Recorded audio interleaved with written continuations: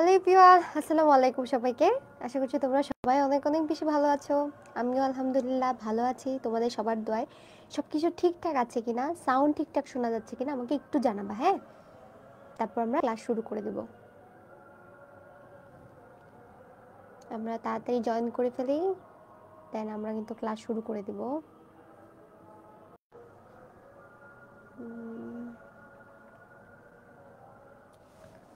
ওকে, আজকে আবার অনেকের আইসিটি ক্লাস আছে আমি জানি, তো অনেকে আমাকে জানাইছে যে আপু আইসিটি ক্লাস আছে। ওয়ালাইকুম আসসালাম সাদিয়া।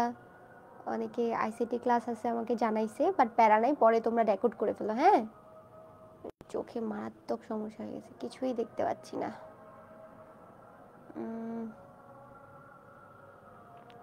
ওকে, ওয়ালাইকুম আসসালাম। তোমাদের কাছে অল ক্লিয়ার না? সব ঠিক আছে? আচ্ছা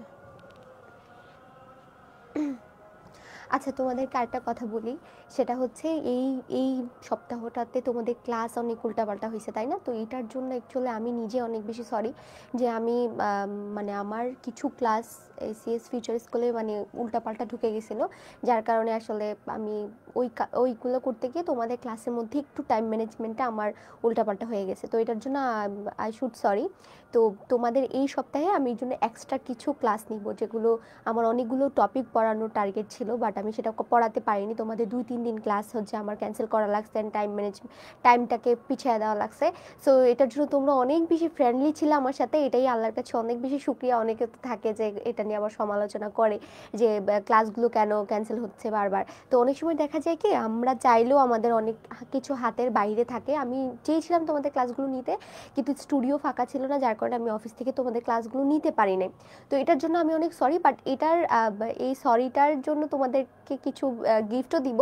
তো সেই গিফটগুলো হচ্ছে এই সপ্তাহে আমরা পুরো টানা ক্লাস নেওয়ার ইনশাল্লাহ চেষ্টা করব, এবং তোমাদের অনেকগুলো টপিকই দেখা যাবে আমি এই সপ্তাহের মধ্যে তোমাদেরকে পড়িয়ে দিব। তো এটা হচ্ছে তোমাদের জন্য একটা সুবিধা, কারণ এর আগে যেহেতু আমার টাইম ম্যানেজমেন্টে একটু ঝামেলা হয়েছে। তো আমরা আজকে পার্ট 2 নিয়ে আলোচনা করব, সাহিত্য খেলার পার্ট 2 নিয়ে আলোচনা করব। এটা শুধুমাত্র 26 ব্যাচের জন্য, আর 24 ব্যাচ 25 ব্যাচ যারা আছে তাদের জন্য, তাদের শুধু নির্মিতের ক্লাসগুলো বাকি আছে। তো এই নির্মিতের ক্লাসগুলো আমি ইনশাল্লাহ সামনে একটা ক্লাসের মধ্যে সব কিছু নির্মিতে, একদম পুরো নির্মিতের সাজেশনটা দেওয়ার ট্রাই করব। তোমরা যারা 26-এর আছো তারা তো পরীক্ষার আগে একটা সাজেশন পাবাই, বাট এখন 25-এর জন্য আমি যে সাজেশনটা দিব সেটাও তোমরা ফলো করে করে হচ্ছে টেস্টগুলোতে ভালো করতে পারবা, সামনের যে কলেজের এক্সামগুলো আছে সেগুলোতে ভালো করতে পারবা, ঠিক আছে? আচ্ছা, নামাজের সময়টা, এশার নামাজটা কিন্তু মানে তোমরা যারা ইয়ের সাথে জামাতের সাথে পড়ো তারা আসলে তাইলে একটু ক্লাসটা থেকে বের হয়ে তোমরা জামাতের নামাজটা আদায় করে আসো। আর এশার নামাজটা মেনলি আমি পড়ি হচ্ছে 10টার পরে দেখা যায়, তো এই জন্য আসলে আমি ক্লাসটা দিয়ে দিই আর কি। এখন নামাজের সময়টার জন্য এখন যদি আমি করি তাহলে ক্লাস নিতে হবে আমার রাত 9টার দিকে, তো একটু লেট হয়ে যায়। তো তোমরা যারা নামাজ পড়ো জামাতের সাথে পড়ো তারা হচ্ছে তাহলে ক্লাস থেকে একটু লিভ নিয়ে নামাজটা পড়ে আবার জয়েন করতে পারো, কোনো সমস্যা নাই। আর মেয়েরা যারা আছে তাদের তো প্রবলেম নেই, কারণ মেয়েদের তো জামাতের টাইম থাকে না, মেয়েরা একটু পরে পড়লেও হয়। আমিও পড়ি অনেক সময়, ঘুমানোর আগেই আমি পড়ে নিই। তো এটা হচ্ছে সবকিছু, বাট তোমরা অনেক ফ্রেন্ডলি ছিল, সেটার জন্য তোমাদের প্রতি অনেক অনেক শুক্রিয়া। আজকে আমরা সাহিত্যকলা পর্ব 2 নিয়ে আলোচনা করবো। আমরা পুরোটা টপিক আজকে শেষ করাই দিব, প্লাস হচ্ছে আমরা এমসিকিউ সলভ করব, এবং এখান থেকে কি কি টাইপের সিকিউ আসতে পারে সেটা নিয়েও আমি তোমাদের সাথে আলোচনা করে দিব। তো সবাই যদি আমরা রেডি থাকি, আমরা কতটুকু পর্যন্ত পড়ছিলাম সবার মনে আছে? কতটুকু পর্যন্ত আমরা পড়ছিলাম? এই যে আমরা কিন্তু এতটুকু পর্যন্ত পড়ছিলাম, তাই না?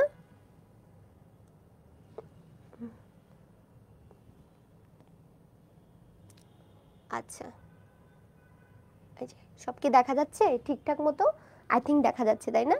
সব ঠিকঠাক দেখা যাওয়ার কথা। আমরা এই যে নিম্ন শ্রেণীতে পড়ে যেতে পারি এই পর্যন্ত আমরা পড়াশোনা করছিলাম, তাই না? মনে আছে তোমাদের এই পর্যন্ত? তো এর আগে আমরা যেটা পড়েছিলাম সেটা ছোট্ট করে একটা সামারি করে দিই। আমাদের এই পুরো গল্পটার মূল ভাগটা হচ্ছে আসলে সাহিত্যের ধর্মটা কি হওয়া উচিত, সাহিত্য রচনার লক্ষ্যটা কি হওয়া উচিত, কিন্তু আমরা কি করে থাকি, আমরা মানুষের মনোরঞ্জনের জন্য সাহিত্য রচনা করে ফেলি, যার কারণে সাহিত্যের যে স্বধর্ম, নিজের একটা ধর্ম আছে, নিজের একটা রূপ আছে, সেটা কিন্তু কি হয়ে যায়, অনেক সময় চেঞ্জ হয়ে যায়, তাই না?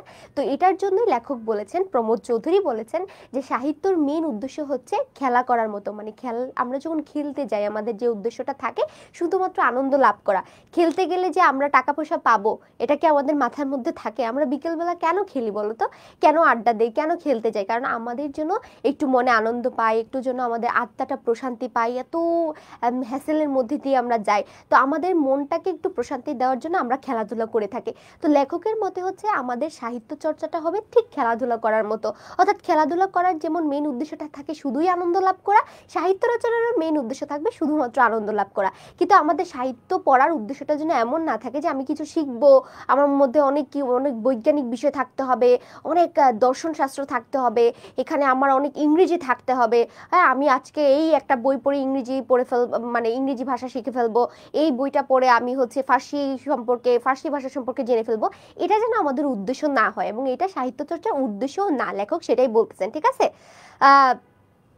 তো এখানে এই বিষয়টা নিয়ে কিন্তু আমরা গত ক্লাসে আলোচনা করেছিলাম যে আসলে সাহিত্য রচনার ধর্মটা কেমন হয়, এবং আমরা অনেক সময় কি করি যে সাহিত্য রচনার ক্ষেত্রে একটা গণ্ডি দিয়ে দেই যে এই ক্যাটাগরির না হলে তুমি সাহিত্য রচনা করতে পারবে না। তোমার মনের মধ্যে যদি ভাষার প্রতি ভাষার ভান্ডার না থাকে তুমি কবিতা লিখতে পারবে না, তোমার গলা যদি তার সপ্তকে না যায় তুমি গান করতে পারবে না। তো এই জিনিসগুলো যদি দেওয়া হয় তাহলে আসলে সাহিত্য চর্চা থেকে আমরা অনেকটা দূরে চলে যাব। বাট আমরা যদি এরকম করি যে খেলার মাঠে যেমন ধনী দরিদ্রের ছেলে মেয়েরা একসাথে খেলাধুলা করতে পারে, প্রতিযোগিতা করতে পারে, ঠিক তেমনি সাহিত্য অঙ্গনেও যেন আমরা সেটা করতে পারি। এই বিষয়গুলো নিয়ে কিন্তু আমরা গত ক্লাসে আলোচনা করেছিলাম, তাই না? তোমাদের কি মনে আছে? তো আজকে আমরা যে বিষয়গুলো নিয়ে আলোচনা করব সেটা হচ্ছে আসলে সাহিত্যটা, মানে সাহিত্য পড়ার যে একটা পড়ার প্রতি আমাদের অনীহা চলে আসে, সেই অনীহাটা আসলে কাদের জন্য হয়? শিক্ষকদের জন্য। এখানে লেখক হচ্ছে শিক্ষকদেরকে দোষারোপ করেছেন। এবং আসলে আমরা কি করে থাকি সাহিত্য রচনা করার ক্ষেত্রে, আমরা মানুষের যে ভালো লাগা খারাপ লাগাগুলোকে আমরা বেশি গুরুত্ব দিই। তো এই বিষয়গুলো নিয়ে আমরা এখন আলোচনা করব। দেখো কি বলছে, লেখকরাও অবশ্য দশের কাছে হাততালির প্রত্যাশা রাখেন, বাহবা না পেলে মনক্ষুণ্ণ হন। যারা লেখক আছে তারা কি করেন, দশের কাছে মানে 8-10টা মানুষের কাছে বাহবা পাওয়ার জন্য। বাহবা মানে কি, সাব্বাস, ও তোমার লেখাটা অনেক ভালো হয়েছে, হ্যাঁ সেই হয়েছে, ফাটাই দিছো, এই যে মার্কেট পাইছে, প্রচুর মার্কেট পাইছে তোমার বইটা। তো এরকম বাহবা পাওয়ার জন্য কিন্তু লেখকরাও অনেক সময় অধীর আগ্রহ অপেক্ষা করে থাকেন। এটা কেন করে থাকেন? কেননা তারাই হচ্ছেন যথার্থ সামাজিক জীব, বাদ বাকি সকলে কেবলমাত্র পারিবারিক জীব। তো লেখক বলতেছে আসলে লেখকরাও তো একটা সামাজিক জীব, তো তাদেরও মনের মধ্যে অনেক সময় আশা আকাঙ্ক্ষা থাকে, তাদেরও ইচ্ছা থাকে যে আমার লেখাটা পড়ে কেউ আমাকে একটু বাহবা দিক। হ্যাঁ, আমিও চাই যে আমার ক্লাস করে কেউ, আমার স্টুডেন্টরা প্রশংসা করুক যে আবিদ আপু ভালো পড়ায়, আবিদ আপুর পড়াটা সুন্দর করে বুঝি। আবার অনেকে সমালোচনাও করে, কি পড়ায় কিছুই বুঝি না, হাবি যাবি। তো এটা আসলে আমাদের মনের মধ্যে, যেহেতু আমরা সামাজিক জীব, আমরা কিন্তু মানুষের বাহবা পেতেই পছন্দ করে থাকি। তো লেখক বলছে যেহেতু এই যারা সাহিত্য রচনা করে তারাও সামাজিক জীব, তো তাদেরও বাহবা পাওয়ার জন্য একটা মনের মধ্যে একটা ইচ্ছা জাগে, না হলে তাদের মনক্ষুণ্ণ হয়। তো তারা তো আর পারিবারিক জীব না। তো লেখক বলতেছে পারিবারিক জীব বলতে তিনি আমাদেরকে বুঝাইতেছে আর কি, আমরা যারা সাহিত্য টাহিত্য রচনা করি না, সারাদিন বাসার মধ্যে পড়ে থাকি, তাদেরকে লেখক বলতেছেন পারিবারিক জীব। তো বলতেছে আসলে সাহিত্যিকরাও তো সামাজিক জীব, তো এই জন্য এদেরও মনের মধ্যে একটু আশা আকাঙ্ক্ষা জাগে যে আমার লেখাটা পড়ে কেউ একটু প্রশংসা করুক, তাই না? আপু আপনি কি আজকে সিক? না হলে আপনাকে অনেক স্যাড মনে হচ্ছে। দেখো তোমাদেরকে এই পড়ানোর মাঝে উল্টাপাল্টা কথা বলবো না। সিক না, অ্যাকচুয়ালি আমি সিক না। আমার হচ্ছে, তোমাদেরকে এরকম কখনো হয় হঠাৎ করে মুড অফ হয়ে যায়? এটা মেয়েদের আই থিঙ্ক বেশি হয়, ছেলেদের হয় না। তো মেয়েরা যারা আছো এটা অনেক বেশি কানেক্ট করতে পারবা। হুট করে তোমার মুড অফ হয়ে যাবে, কিছু ভালো লাগবে না, দুনিয়াদারি সবকিছু তোমার কাছে বৃথা মনে হবে, কেন করতেছে এগুলা, ধুর এগুলা করে তো কোনো লাভ নাই। তো আমার বোনের দাদি শাশুড়ি মারা গেছিল এই গত পরশুদিন, আমার মেজু বোনের দাদি শাশুড়ি মারা গেছে। তো ওনার মৃত্যুটার পর আসলে কেউ মারা গেলে আমার এই জিনিসগুলো ভীষণ খারাপ লাগে। তো মনে হয় যে এই সংসার ধর্ম, এই যে এত কষ্ট, বাচ্চা কাচ্চা লালন পালন, তারপরে আমরা হচ্ছে কি করে থাকি, মানে এই সব কিছু বৃথা মনে হয়। ছেলে মেয়েরাও একসময় মা বাবাকে দেখতে পারে না, তার মা বাবাকে ব্লেম করে, মা বাবা বোঝা হয়ে যায় যখন তাদের বয়স হয়। তো সবকিছু মিলেই আসলে আমার একটু মনটা খারাপ। হ্যাঁ, অনেক হয়, মেয়েদের হয়। তো হুট করেই আমার একটু মুড চেঞ্জ হয়ে গেছে গতকালকে থেকেই। আসলে আমার এসএস ফিউচার্সগুলো অনেক শ্যুট ছিল, শ্যুট করার পরে হঠাৎ করে মনে হচ্ছে যে আমি অনেক বেশি ব্যস্ত হয়ে গেছি। তো এটার জন্য আসলে আমি নিজেকেই দায়ী করতেছি, অনেক বেশি ব্যস্ত হওয়া উচিত না, সৃষ্টিকর্তাকে সময় দেওয়া উচিত, যেটা আমি প্রপারলি দিতে পারতেছি না। তো এটার জন্যই হয়তো আল্লাহ আমার মনটা একটু খারাপ করে দিছে আর কি। আচ্ছা ঠিক আছে, তোমরা সবাই দোয়া করবা আমার মনটা যেন ভালো হয়ে যায়। তো দেখো আমরা একটু পড়াশোনায় ফোকাস করি, ওকে? তো এখানে বলতেছে বিশ্বমানের মানে মনকুন হয়, কেননা তারাই যথার্থ সামাজিক জীব, বাদবাকি সকলে কেবলমাত্র পারিবারিক। বিশ্ব মানবের মনের সঙ্গে নিত্য নতুন সম্বন্ধ পাতানোই হচ্ছে কবি মনের নিত্য নৈমিত্তিক কর্ম। একজন কবির মেইন লক্ষ্যই থাকে তার বিশ্ব মানের একজন কবি হওয়া। কেন বলতো, সেই যদি শুধুমাত্র গ্রামের মানুষদের জন্য লেখে, নিজের দেশের মানুষদের জন্য থাকে লেখালেখি করে, তাহলে তার গণ্ডিটা কিন্তু কি হয়ে যায়, তার গণ্ডিটা একটা জায়গার মধ্যে সীমাবদ্ধ হয়ে যায়। তো লেখক বলতেছে যে একটা কবির বা একটা সাহিত্যিকের মেন উদ্দেশ্য হওয়া উচিত তার নিত্য নৈমিত্তিক মানে হচ্ছে দৈনন্দিন কর্মকাণ্ড। দৈনন্দিন কর্মকাণ্ডটা এমনই হওয়া উচিত যে সে বিশ্বমানের একটা লেখকের সাথে সে কম্পিটিশন করতে পারবে, এমনটা তার হওয়া উচিত। তো বলতেছে যে বিশ্বমানের মনের সঙ্গে, বিশ্ব মানবের মনের সঙ্গে, বিশ্ব মানবের মন বলতে বোঝাচ্ছে পুরো বিশ্ববাসীর সঙ্গে তার নিত্য নতুন সম্বন্ধ পাতানো। নিত্য নতুন সম্বন্ধ পাতানো মানে কি, মানে দৈনিক তাদের সাথে নিজেকে কানেক্ট করে রাখা, মানে তাদের পর্যন্ত তার রিচ করাটাই হচ্ছে কবি মনের নিত্য নৈমিত্তিক কর্ম। মানে তাদের নিত্য দিনের কাজ হওয়া এটা উচিত লেখকের মনে, যে আমি শুধুমাত্র আমার দেশের মানুষের জন্য লিখলাম, হ্যাঁ আমার এলাকার মানুষ পছন্দ করছে আমি তাদের জন্য শুধু লেখালেখি করলাম, ব্যাপারটা যেন এরকম না হয়। ব্যাপারটা যেন এরকম হয় আমি যা লিখছি সেটা আমি জনসাধারণের জন্য লিখছি, সবার উপকারের জন্য লিখছি, এবং সেটা যেন বিশ্বমানের সকল মানুষের সাথে কানেক্ট করতে পারে। তারপরে দেখো এমনকি কবির আপন মনের গোপন কথাটিও কিন্তু গীতি কবিতাতে রঙ্গভূমির স্বগোক্তি স্বরূপের উচ্চারিত হয়, যাতে করে সেই মর্মকথা হাজার লোকের কানের ভিতর দিয়ে মর্মে প্রবেশ করতে পারে। একটু খেয়াল করো, এখানে ওয়ার্ডগুলো একটু কঠিন, যেহেতু হচ্ছে সেটা অনেক আগেকার সময় প্রমোদ চৌধুরী লিখেছেন, তো একটু ব্যাপারগুলো তোমরা বোঝার চেষ্টা করো। দেখো কি বলছে, কি বলছে, এমনকি কবির আপন মনের গোপন কথাটিও। একজন কবি যখন কিছু লিখেন তো তিনি কি এগুলো বানায় লিখেন? একদমই না। তার মনের মধ্যে যে কথাগুলো চলতে থাকে, যে কথাগুলোর আনাগোনা চলতে থাকে, সেই জিনিসগুলোই কিন্তু তিনি লেখায় রূপান্তরিত করেন। তো তার মনের যে ভাবটা সেটাই কিন্তু তিনি কি করেন গীতি কবিতাতে। গীতি কবিতা মানে কি, মানে সাহিত্যতে আর কি। গীতি কবিতা মানে হচ্ছে তার সাহিত্যতে তিনি রঙ্গভূমির স্বগোক্তি স্বরূপেই উচ্চারিত হয়।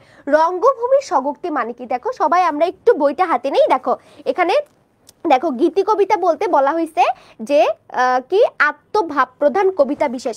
গীতি কবিতা মানে হচ্ছে আত্মভাব প্রধান কবিতা বিশেষ। যখন একজন সাহিত্যিক একটা গীতি কবিতা রচনা করেন, অর্থাৎ তার নিজের মনের যে ভাবটা, সেই ভাবটা নিয়ে তিনি যা রচনা করবেন সেটা হচ্ছে গীতি কবিতা, এখানে বইয়ের ভাষায় বলা হয়েছে। এবং দেখো রঙ্গভূমি মানে হচ্ছে বলতেছে আমোদ প্রমোদের জায়গা, অভিনয় প্রদর্শনের জায়গা। স্বগোক্তি মানে হচ্ছে আপন মনে নিজে নিজে কথা বলা, অন্যের উদ্দেশ্যে বলা হয়নি এমন উক্তি। তো লেখক বলতেছে যে এই যে তোমার গীতি কবিতা, যে কবিতাটা সে তার নিজের মনের ভাবটা লিখবে, সেখানে রঙ্গভূমির স্বগোক্তি রূপে প্রকাশিত হয়, অর্থাৎ একটা আমোদ প্রমোদের জায়গা হিসেবে তিনি তার মনের ভাবগুলোকে সেখানে ফুটিয়ে তোলেন। যেমন ধরো আমি কি করব, আমার যদি একটা রুম হয়, আমার পার্সোনাল রুম হয়, সেটা অবশ্যই আমি আমার মন মতো সাজাবো, তাই না? সেটা কি আমি অন্য কারোর মন মতো সাজানোর চেষ্টা করব না। যেমন আমাদের বাসায় যখন বাড়ি করেছে আমার বাবা, আমরা তো অনেকগুলো ভাই বোন, আমরা 4 জন ভাই বোন। তো আমার বাবা হচ্ছে যখন বাড়ি বানায়, তার মানে আমাদের খুব ইচ্ছে ছিল আমাদের সবার আলাদা আলাদা একটা রুম থাকবে। তো বাবা হচ্ছে আমাদের সবাইকে আলাদা আলাদা করে রুম দিয়ে দিয়েছেন। তো আমার যে রুমটা, ছোট একটা রুম, যেহেতু আমি শুধুমাত্র বাসায় একমাত্র সিঙ্গেল, বাকি সবাই হচ্ছে ডাবল। তো সবাই হাজবেন্ড নিয়ে আসলে, বউ নিয়ে আসলে তাদের আলাদা রুম, তো আমি তো এখনো সিঙ্গেল, তো আমার রুমটা অনেক ছোট। তো সেই রুমটা কিন্তু আমি একদম মনের মতো করে সাজিয়েছি। আমি বলেছি এখানে খাট হবে, এখানে ড্রেসিং টেবিল হবে, এখানে আমি কিছু মানে ছবি টবি টানাবো, এখানে আমার ফ্যান, মানে ফ্যানের সাথে আবার ফ্যান থাকবে, তো মানে গরমে সোলারের যে ফ্যানটা সেটা, তো এইখানে এই ফুলের টপটা থাকবে। আমি কিন্তু আমার মনের মতো করে সাজাই। ঠিক তেমনই দেখো এই কথাটা বলার পিছনে একটাই কারণ, যে একজন কবি যখন গীতি কবিতা রচনা করেন, অর্থাৎ তার নিজের সম্পর্কে যখন তিনি নিজের মনের ভাবটা যখন প্রকাশ করেন, তখন তিনি কি করেন, তিনি এই কবিতাটাকে মনে করেন যে একটা মাঠের মতো, একটা হাস্যরসাত্মক, মানে যেখানে তিনি মজা করতে পারবেন এমন একটা জায়গা মনে করেন তিনি কবিতাটার এই স্থানটাকে, অর্থাৎ গীতি কবিতার এই বইটাকে তিনি একটা রঙ্গভূমি মনে করেন। আর স্বগোক্তি অর্থাৎ নিজের যেই আলাপ আলোচনা আছে, নিজে নিজে তিনি যা কিছু ফিল করেন, এই সব কিছু কিন্তু তিনি গীতি কবিতাতে কি করেন, ইনক্লুড করে রাখেন সবকিছু। তারপরে দেখো বলছে যাতে করে সেই মর্মকথা হাজার লোকের কানের ভিতর দিয়ে মরমে প্রবেশ করতে পারে। অর্থাৎ তিনি এমনভাবে সবকিছু আমোদ প্রমোদ ভাবে লেখালেখি শুরু করেন যেন এই প্রত্যেকটা তার মনের প্রত্যেকটা কথা যেন প্রত্যেকটা মানুষের কান দিয়ে গিয়ে একদম হার্টে, মর্মের মধ্যে, মানে হচ্ছে একদম হার্টের মধ্যে যেন সেটা প্রবেশ করতে পারে। এটা একজন কবি করে থাকেন, তাই না? আনসার করব, তখন গঘ নাম্বারের জ্ঞানমূলক একটু বললে হেল্প হবে। আচ্ছা হ্যাঁ, জ্ঞানমূলকটা আমি বলে দেবো, ওকে ঠিক আছে, আমি তোমাদেরকে বলে দিব। আচ্ছা দেখো, তারপরে বলতেছে যে মর্মত হাজার লোকের কালে, কিন্তু উচ্চ মঞ্চে আরোহণ করে উচ্চ স্বরে উচ্চ বাক্য না করলে যে জনসাধারণ নয়ন মন আকর্ষণ করা যায় না, এমন কোনো কথা নেই। তো লেখক বলতেছে এটা আমাদের ভুল ধারণা, যে উচ্চ মঞ্চে যদি আমরা না যাই, অর্থাৎ আমাদের জায়গাটা যদি আমরা যদি একটু পপুলার না হই, তাহলে আমাদের সাহিত্য যে কেউ পড়বে না, এই আশাটা করা বা এই চিন্তাটা করা আমাদের ভুল একটা ধারণা। লেখক বলতেছে উচ্চ মঞ্চে আরোহণ করলে, অর্থাৎ উচ্চ মঞ্চে উঠে বসলে যে আর উচ্চ শব্দে কথা বললেই যে তোমার কথা কেউ শুনবে না, অথবা হচ্ছে তুমি উচ্চ জায়গা না গেলে যে তোমার সাহিত্য কেউ পড়বে না, এটা আমাদের একটা ভুল ধারণা, এটা লেখক বলতেছেন। হ্যাঁ, তো তিনি আরো কি বলতেছেন, সাহিত্য জগতে যাদের খেলা করবার প্রবৃত্তি আছে, সাহস আছে, ক্ষমতা আছে, মানুষের নয়ন মন আকর্ষণ করবার সুযোগ বিশেষ করে তার কপালেই ঘটে থাকে। তো লেখক বলতেছে যে তোমরা যারা মনে করো যে তোমরা ফেমাস না হইতে পারলে তোমার সাহিত্য কেউ পড়বে না, তাদের এই ধারণাটা ভুল। কারণ সাহিত্য জগতে যাদের খেলা করবার প্রবৃত্তি আছে, খেলা করবার প্রবৃত্তি মানে কি, মানে যাদের হচ্ছে এখানে রাজত্ব করবার একটা প্রবৃত্তি আছে, তোমার ভিতরে যদি সাহিত্য রচনার রস থাকে, তুমি সেটা অবশ্যই প্রকাশ করতে পারবা। এবং সেই ইচ্ছাটা যদি তোমার, প্রবৃত্তি শব্দের অর্থ এর আগেও আমি বলছিলাম, প্রবৃত্তি শব্দের অর্থ হচ্ছে ইচ্ছা, এই ইচ্ছাটা যদি তোমার কাছে থাকে, এই সাহসটা যদি থাকে, ক্ষমতাটা যদি তোমার কাছে থাকে, তাহলে মানুষের নয়ন মন আকর্ষণ করবার সুযোগ তুমি আসলে পারবা। তো সেটার জন্য তোমাকে উচ্চ মঞ্চ অর্থাৎ ফেমাস হইতে হবে না, তোমার ভিতর যদি প্রতিভা থাকে সেটা মানুষ এমনি গ্রহণ করবে। তারপরে দেখো, মানুষ যে খেলা দেখতে ভালোবাসে তার পরিচয় তো আমরা জনসমাজেও নিতে পাই। একটা মানুষ যে খেলা দেখতে পছন্দ, তোমরা দেখো, তোমরা যারা ছেলেরা আছো, ক্রিকেট খেলা দেখতে তোমাদের অনেক বেশি ভালো লাগে। এই যে বাংলাদেশে তো বাজে খেলে, তারপরেও তোমরা ক্রিকেট খেলাটা কিন্তু দেখো, তাই না? তোমরা কি বন্ধ করো? ধরো আমরা জানি যে আজকে ইন্ডিয়া ভারত, আর ইন্ডিয়ার সাথে আজকে আমাদের বাংলাদেশের খেলা, মানুষ এই বাংলাদেশ হারবে, এটা আমরা 100% শিওর ভাবে জানি, কিন্তু তারপর আমরা খেলা দেখি। অর্থাৎ খেলা দেখতে যে আমরা সবাই ভালোবাসি, তার পরিচয়টা কিন্তু আমরা জনসমাজে, অর্থাৎ এই যে আমাদের সামাজিক যে পরিবেশটা, সেখানে আমরা আশেপাশে তাকালেই কিন্তু আমরা বুঝতে পারি, তাই না? তো তারপরে দেখো কি বলতেছে, তার নৃত্য পাই, টাউন হলে বক্তৃতা শুনতেই বা কজন যায়, আর গড়ের মাঠে ফুটবল খেলা দেখতেই বা কজন যায়। তো লেখক বলতে চাই যে টাউন হল, এই টাউন হলটা বলার কারণটা কি বলতো? টাউন হলটা বলার কারণ হচ্ছে, টাউন হল হচ্ছে এমন একটা হল যেখানে, টাউন হলটা কি, এটা হচ্ছে এমন একটা হল যেখানে জনসাধারণ এসে তাদের যে দুঃখ সুখের কথা, তাদের যে প্রবলেমগুলো, সেগুলো তারা শেয়ার করে থাকে। এবং এটা যদিও আমাদের বাংলাদেশে এটা নাই, এটা বিদেশে হয়ে থাকে, যে বিদেশি সরকাররা কি করে, একটা টাউন হলের মধ্যে জনসাধারণের প্রতিনিধিদেরকে ডাকে অথবা জনসাধারণদেরকে ডাকে, এবং তারা সেখানে গিয়ে তাদের যে প্রবলেমগুলো আছে সেটা সরকারকে জানায়, এবং সরকার সে আলোকে পদক্ষেপ নেওয়ার চেষ্টা করে। তো লেখক বলতেছে যে টাউন হলের বক্তৃতা আসলে আমরা কেউই শুনতে যাই না, ঠিক আছে? তো টাউন হলে যে বক্তৃতাটা হয়, মানে জনসাধারণ আসে, এখানে একটা গন্ডগোল হয়, সেখানে কিন্তু মানে আমরা স্বেচ্ছায় যাইতে চাই না। এবং গড়ের মাঠ মানে হচ্ছে ফাঁকা মাঠে, ফাঁকা মাঠে কি আমরা কখনো খেলা দেখতে যাই না? যখন একটা ভিড় হয়, একটা টুর্নামেন্ট হয়, তখন কিন্তু আমরা খেলা দেখতে যাই, কিন্তু ফাঁকা মাঠে কি আমরা কখনো খেলা দেখতে যাই না। তো ফাঁকা মাঠ বলতেই আসলে এখানে বলা হচ্ছে যে গড়ের মাঠ। তো এই গড়ের মাঠে ফুটবল খেলা দেখতেই বা কয়জন যায়, লেখক বলতেছে। অথচ এই কথাও সত্য যে টাউন হলের বক্তৃতার উদ্দেশ্য অতি মহৎ। তো লেখক বলতেছে মানুষ টাউন হলে যদিও বক্তৃতা শুনতে যায় না, কিন্তু এই টাউন হলের যে তোমার আয়োজনটা করা হয়, এটার উদ্দেশ্যটা কিন্তু মহৎ। দেখো, একটা সরকার যখন জনগণের সুবিধা অসুবিধাগুলো সে বোঝার চেষ্টা করে, সে জানার চেষ্টা করে, আমরা তো এমন একজন সরকারকেই চাই সবসময়, যে সরকার আমাদের মনের কথাগুলো জানুক, আমাদের প্রবলেমগুলো তিনি শুনুক, তো সেভাবে তিনি পদক্ষেপ নেন। তো এই টাউন হলের বক্তৃতার যে প্রোগ্রামটা, এটার উদ্দেশ্যটা কিন্তু অবশ্যই মহৎ। হ্যাঁ, আর গড়ের মাঠের খেলোয়াড়দের ছুটাছুটি, দৌড়াদৌড়ি আগাগোড়া অর্থশূন্য এবং উদ্দেশ্যবিহীন। তো গড়ের মাঠ বলতে কি, ফাঁকা মাঠে যখন কেউ খেলাধুলা করে বা ফাঁকা মাঠে যখন কেউ দৌড়াদৌড়ি করে, তাদের আসলে উদ্দেশ্যটা কি হয়ে থাকে? তাদের উদ্দেশ্য কিন্তু এখানে কোনো প্রাইজ পাওয়া না, তাদের উদ্দেশ্য এখানে কোনো তোমার কি ভালো কিছু করার না, তাদের উদ্দেশ্যটা থাকে আমরা এখানে মজা করতে আসছি। আর দেখবা গড়ের মাঠ অর্থাৎ ফাঁকা মাঠে কি করে, বাচ্চারা দৌড়াদৌড়ি করে, তারা খেলাধুলা করে থাকে, এখানে কোনো আয়োজন করা লাগে না, তারা নিজেদের স্বেচ্ছায় আসে, খেলাধুলা করে আবার স্বেচ্ছায় তারা বাড়ি চলে যায়। তো লেখক বলতেছে টাউন হলের বক্তৃতার উদ্দেশ্যটা অনেক মহৎ, আর গড়ের মাঠের খেলোয়াড়দের ছুটাছুটি দৌড়াদৌড়ি আগাগোড়া যদিও অর্থশূন্য, মানে এটার কোনো অর্থও যদি না থাকে, বাট এবং এটা উদ্দেশ্যবিহীন, এবং এখানে যারা খেলাধুলা করতে আসে তাদের কোনো মানে ওরকম উদ্দেশ্য থাকে না যে আমি খেলে এখানে প্রাইজ পাবো অথবা খেললে আমার কোনো উপকার হবে। এখানে সবাই আসে তাদের মনের প্রশান্তির জন্য। ক্লাসের পিডিএফ দেন নাই। আচ্ছা ক্লাসের পিডিএফটা এই জন্য দেয় নাই কারণ এটা হচ্ছে দুইবার সেম পিডিএফই যাবে তোমাদের কাছে, তো আমি চাইছিলাম যে পার্ট 2তেই তোমাদের মেন পিডিএফটা আমি দিয়ে দিব, কারণ পিডিএফ তো সেকেন্ড ক্লাসে যেটা দিব ফার্স্ট ক্লাসে সেটাই দিব, এই জন্য দেই নাই। আচ্ছা তোমরা যদি চাও তাও আমি দিয়ে দিব, সমস্যা নেই, দুই জায়গাতে সেম পিডিএফটা দিয়ে দিব। তারপর দেখো আসল কথা এই যে মানুষের দেহ মনের সকল প্রকার ক্রিয়ার মধ্যে ক্রিয়া সৃষ্ট, ভেরি ভেরি ইম্পর্টেন্ট ফর খ নাম্বার প্রশ্ন, যে সকল প্রকার ক্রিয়ার মধ্যে ক্রিয়া শ্রেষ্ঠ।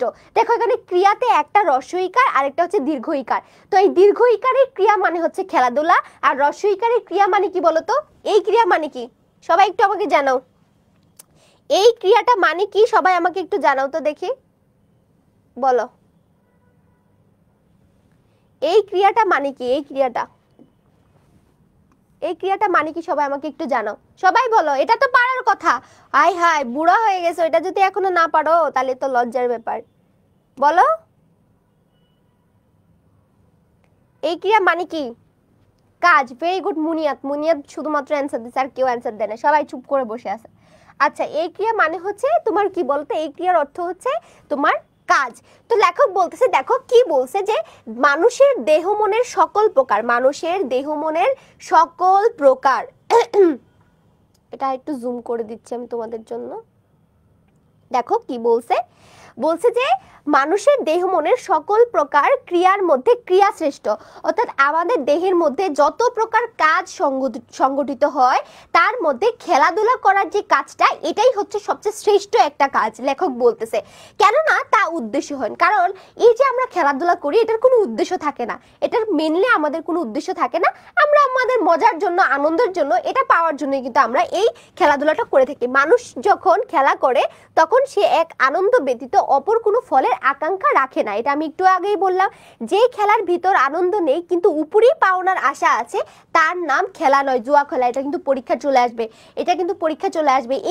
এই শব্দ বাক্যটার অর্থ কি বোঝাচ্ছে দেখো, যে খেলার ভিতর আনন্দ নাই কিন্তু উপরি পাওনা মানে কি বলতো, আমরা বাজি ধরে খেলি না, আমরা যখন বাজি ধরে খেলি যে আমি যদি জিতে যাই তুই আমাকে এত টাকা দিবি, এই যে উপরি পাওনা মানে হচ্ছে এখানে এটাকে যৌতুক বলা হচ্ছে। আমরা উপরি পাওনা বলতে নর্মালি যৌতুককে বুঝি, অর্থাৎ মানে কিছুর বিনিময়ে কিছু দেওয়াটা, তো এটাকে উপরি পাওনা বলা হচ্ছে। অর্থাৎ যেই খেলার উদ্দেশ্য থাকে কিছু বিনিময়ে পাওয়া, সেই খেলাটা আসলে কখনো কোনো খেলাই হইতে পারে না। আর এটার নাম যদি আমরা খেলা বলি তাহলে এটা হবে জুয়া খেলা। তোমরা সবাই জুয়া খেলা চিনো তাই না, কারা কারা চিনো জুয়া খেলা?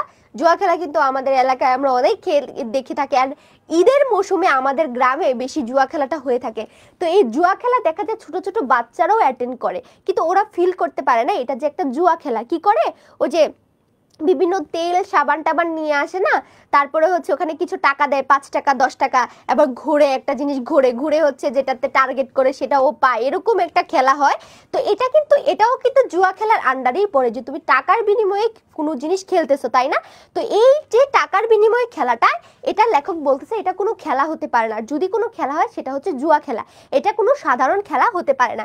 এবং যেহেতু খেলার আনন্দ নিরর্থক অর্থাৎ অর্থগত নয়, সে কারণে তা কারো নিজস্ব হতে পারে না, এই আনন্দ সকলেই অধিকারে সমান। তো লেখক বলতেছে যেহেতু খেলাধুলা করাটা এটা নিতান্তই আমাদের একটা আনন্দ পাওয়ার বিষয়, তাহলে এই যে খেলাধুলা এটা কখনো কারো ব্যক্তিগত কোনো সম্পদ হতে পারে না। তো খেলাধুলা করব, আমরা সবাই আনন্দ পাবো, এটাই থাকবে আমাদের খেলাধুলা করার একটা উদ্দেশ্য, ঠিক আছে। তারপরে বলতেছে সুতরাং সাহিত্যে খেলা করবার অধিকার যে আমাদের আছে, শুধু তাই নয়, স্বার্থ এবং পরার্থ এই দুইয়ের যুগপত সাধনের জন্য মনোজগতে খেলা করাই হচ্ছে আমাদের পক্ষে সর্বপ্রধান কর্তব্য। তো লেখক বলতেছে যে এই যে আসলে এতক্ষণ ধরে তোমাদের কাছে মনে হতে পারে না যে সাহিত্য খেলা প্রবন্ধের মধ্যে খেলাধুলার গুরুত্বটা এত কেন নিয়ে আসছে, এই যে সাহিত্য খেলা এটার পিছনে একটা খেলা আছে না, তার মানে লেখক স্বাভাবিক যে খেলাধুলা সেই খেলাধুলার মধ্যে তিনি সাহিত্যটাকে এই খেলাধুলার সাথে কম্পেয়ার করেছেন। কারণ আমরা খেলাধুলা করলে যেরকম মনে আনন্দ পাই, লেখকের মতেও হচ্ছে সাহিত্য পড়েও যেন আমরা সেই আনন্দটা পাই, অর্থাৎ সাহিত্যের সাথেও যেন আমরা খেলাধুলা করতে পারি। আমাদের খেলাধুলার উদ্দেশ্যটা যেমন থাকে শুধু আনন্দ পাওয়া, সাহিত্য পড়েও যেন আমরা জাস্ট আনন্দটাই পেতে পারি, এটাই যেন আমাদের মেইন লক্ষ্য থাকে।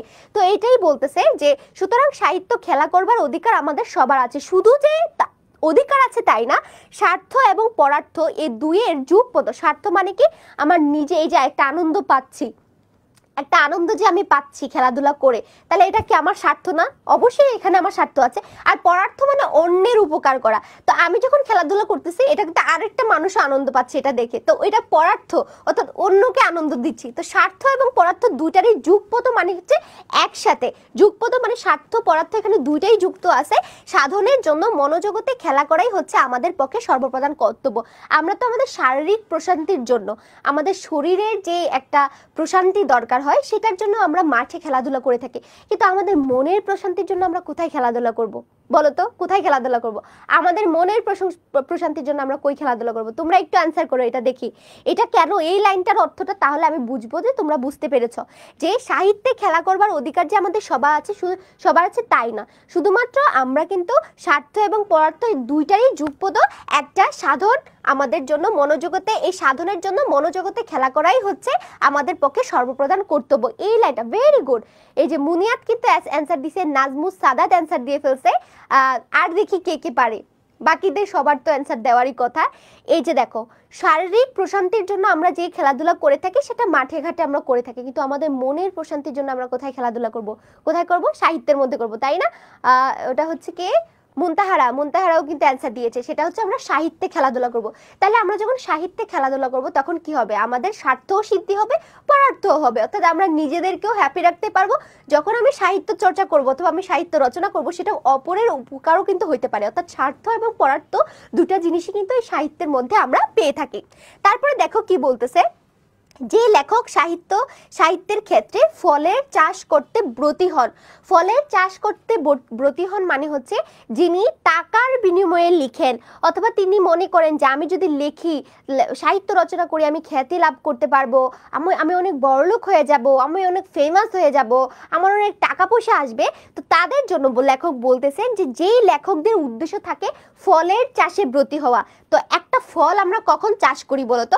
যখন আমরা কোনো একটা গাছ লাগাই, অবশ্যই আমাদের একটা আকাঙ্ক্ষা থাকে, আমাদের একটা প্রত্যাশা থাকে যে এই গাছ থেকে একটা ফল হবে এবং সেই ফলটা ভক্ষণ করে হয়তো আমার স্বার্থসিদ্ধি হবে, আমি একটা আত্মতৃপ্তি পাবো, অথবা এটা বিক্রি করে আমি টাকা পাবো।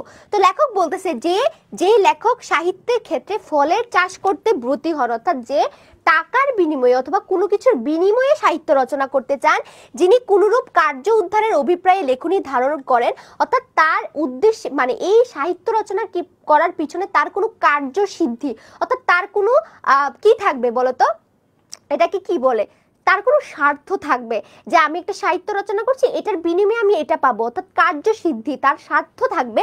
তাহলে লেখক কি বলছে, তিনি গীতের মর্মেও বুঝেন না, গীতার ধর্মও বুঝেন না। তো তিনি বলতেছেন যে যার আসলে মেন টার্গেটটাই থাকবে টাকা ইনকাম করা, স্বার্থ সিদ্ধি করা, কোনো কার্য সিদ্ধি করা, তাহলে সে যে গীতাটা রচনা করতেছে, সে যে গীতাটা, ধরো সে একটা গীতা কি একটা ধর্মগ্রন্থ, তো এই ধর্মগ্রন্থটা ধরো সে লিখতেছে, না সে এই গীতার মর্ম বুঝবে, না এই গীতার মধ্যে যে তোমার কি আছে, যে ধর্মটা আছে, না সেটা সে বুঝতে পারবে।